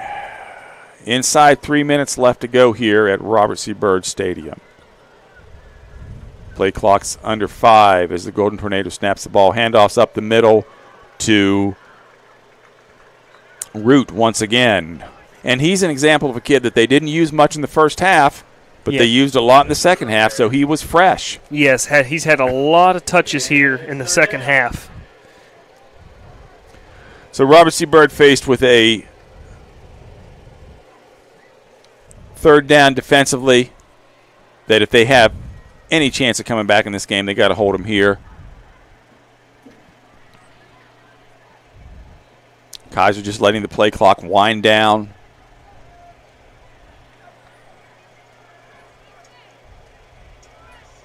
They'll snap the ball and hand off inside to Mealy, and he's going to have another first down all the way out to the 50-yard line of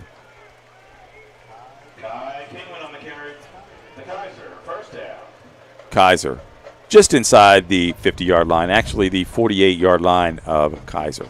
So not quite yet across midfield. That does stop the clock momentarily. It begins to churn again. 1:47 now left to go on the game clock. And Kaiser just taking their sweet old time at this point in the game.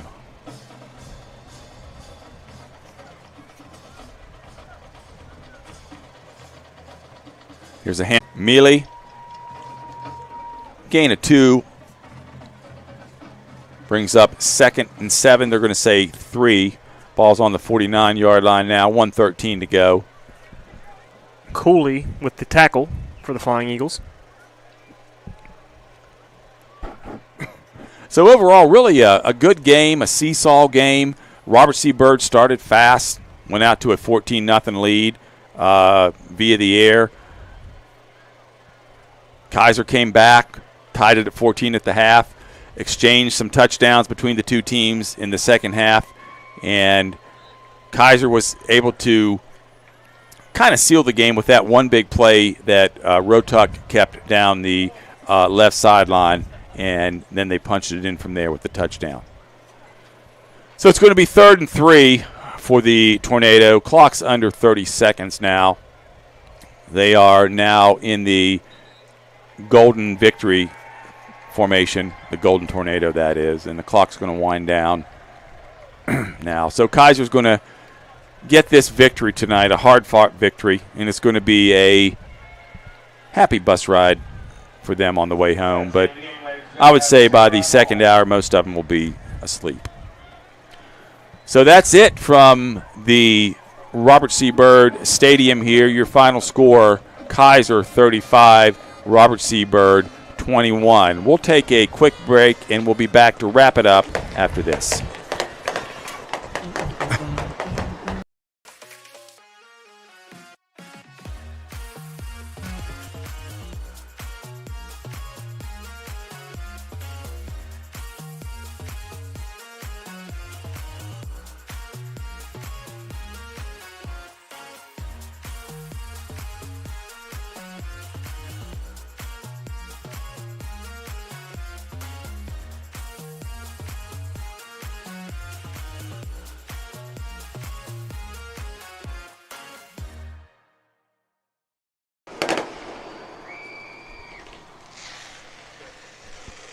Back here at Robert C. Byrd High School, Robert C. Byrd Stadium, your final score, the Kaiser Golden Tornado 35 and your Robert C. Byrd Flying Eagles 21. So Kaiser now 1-0 on the season.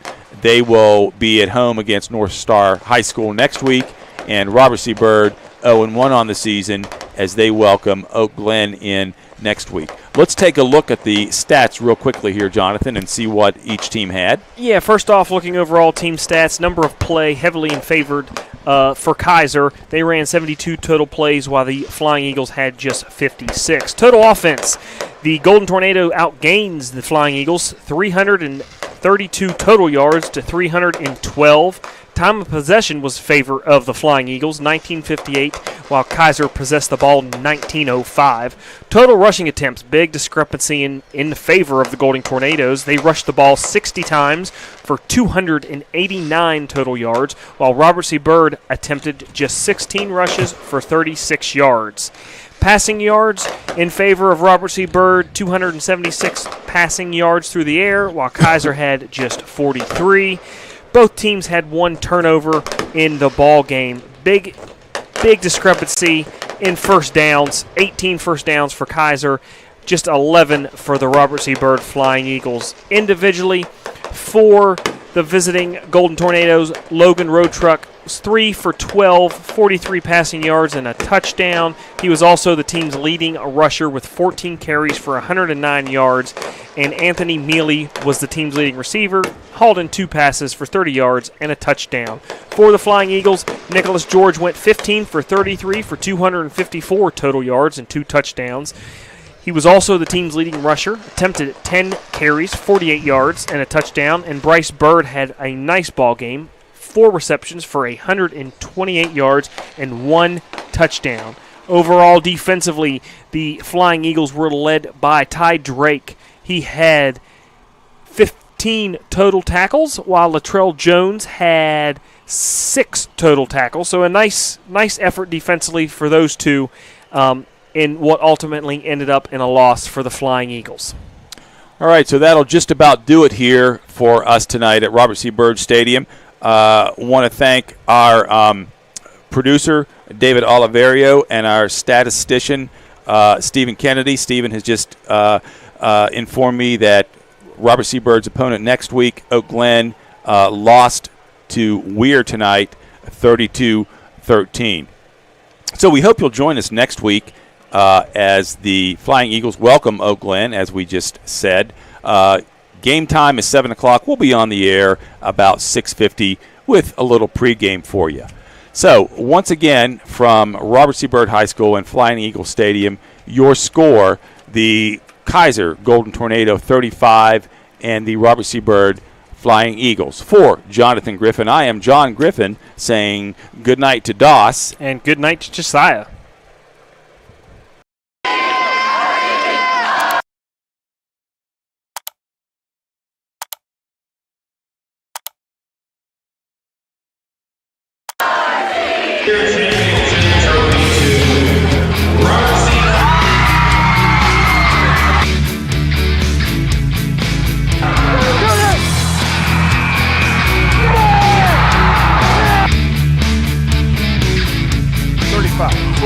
Stiff on the midfield, down the near side sideline to the 30, the 20, the 10. They're not going to get him. It's a Robert C. Byrd touchdown.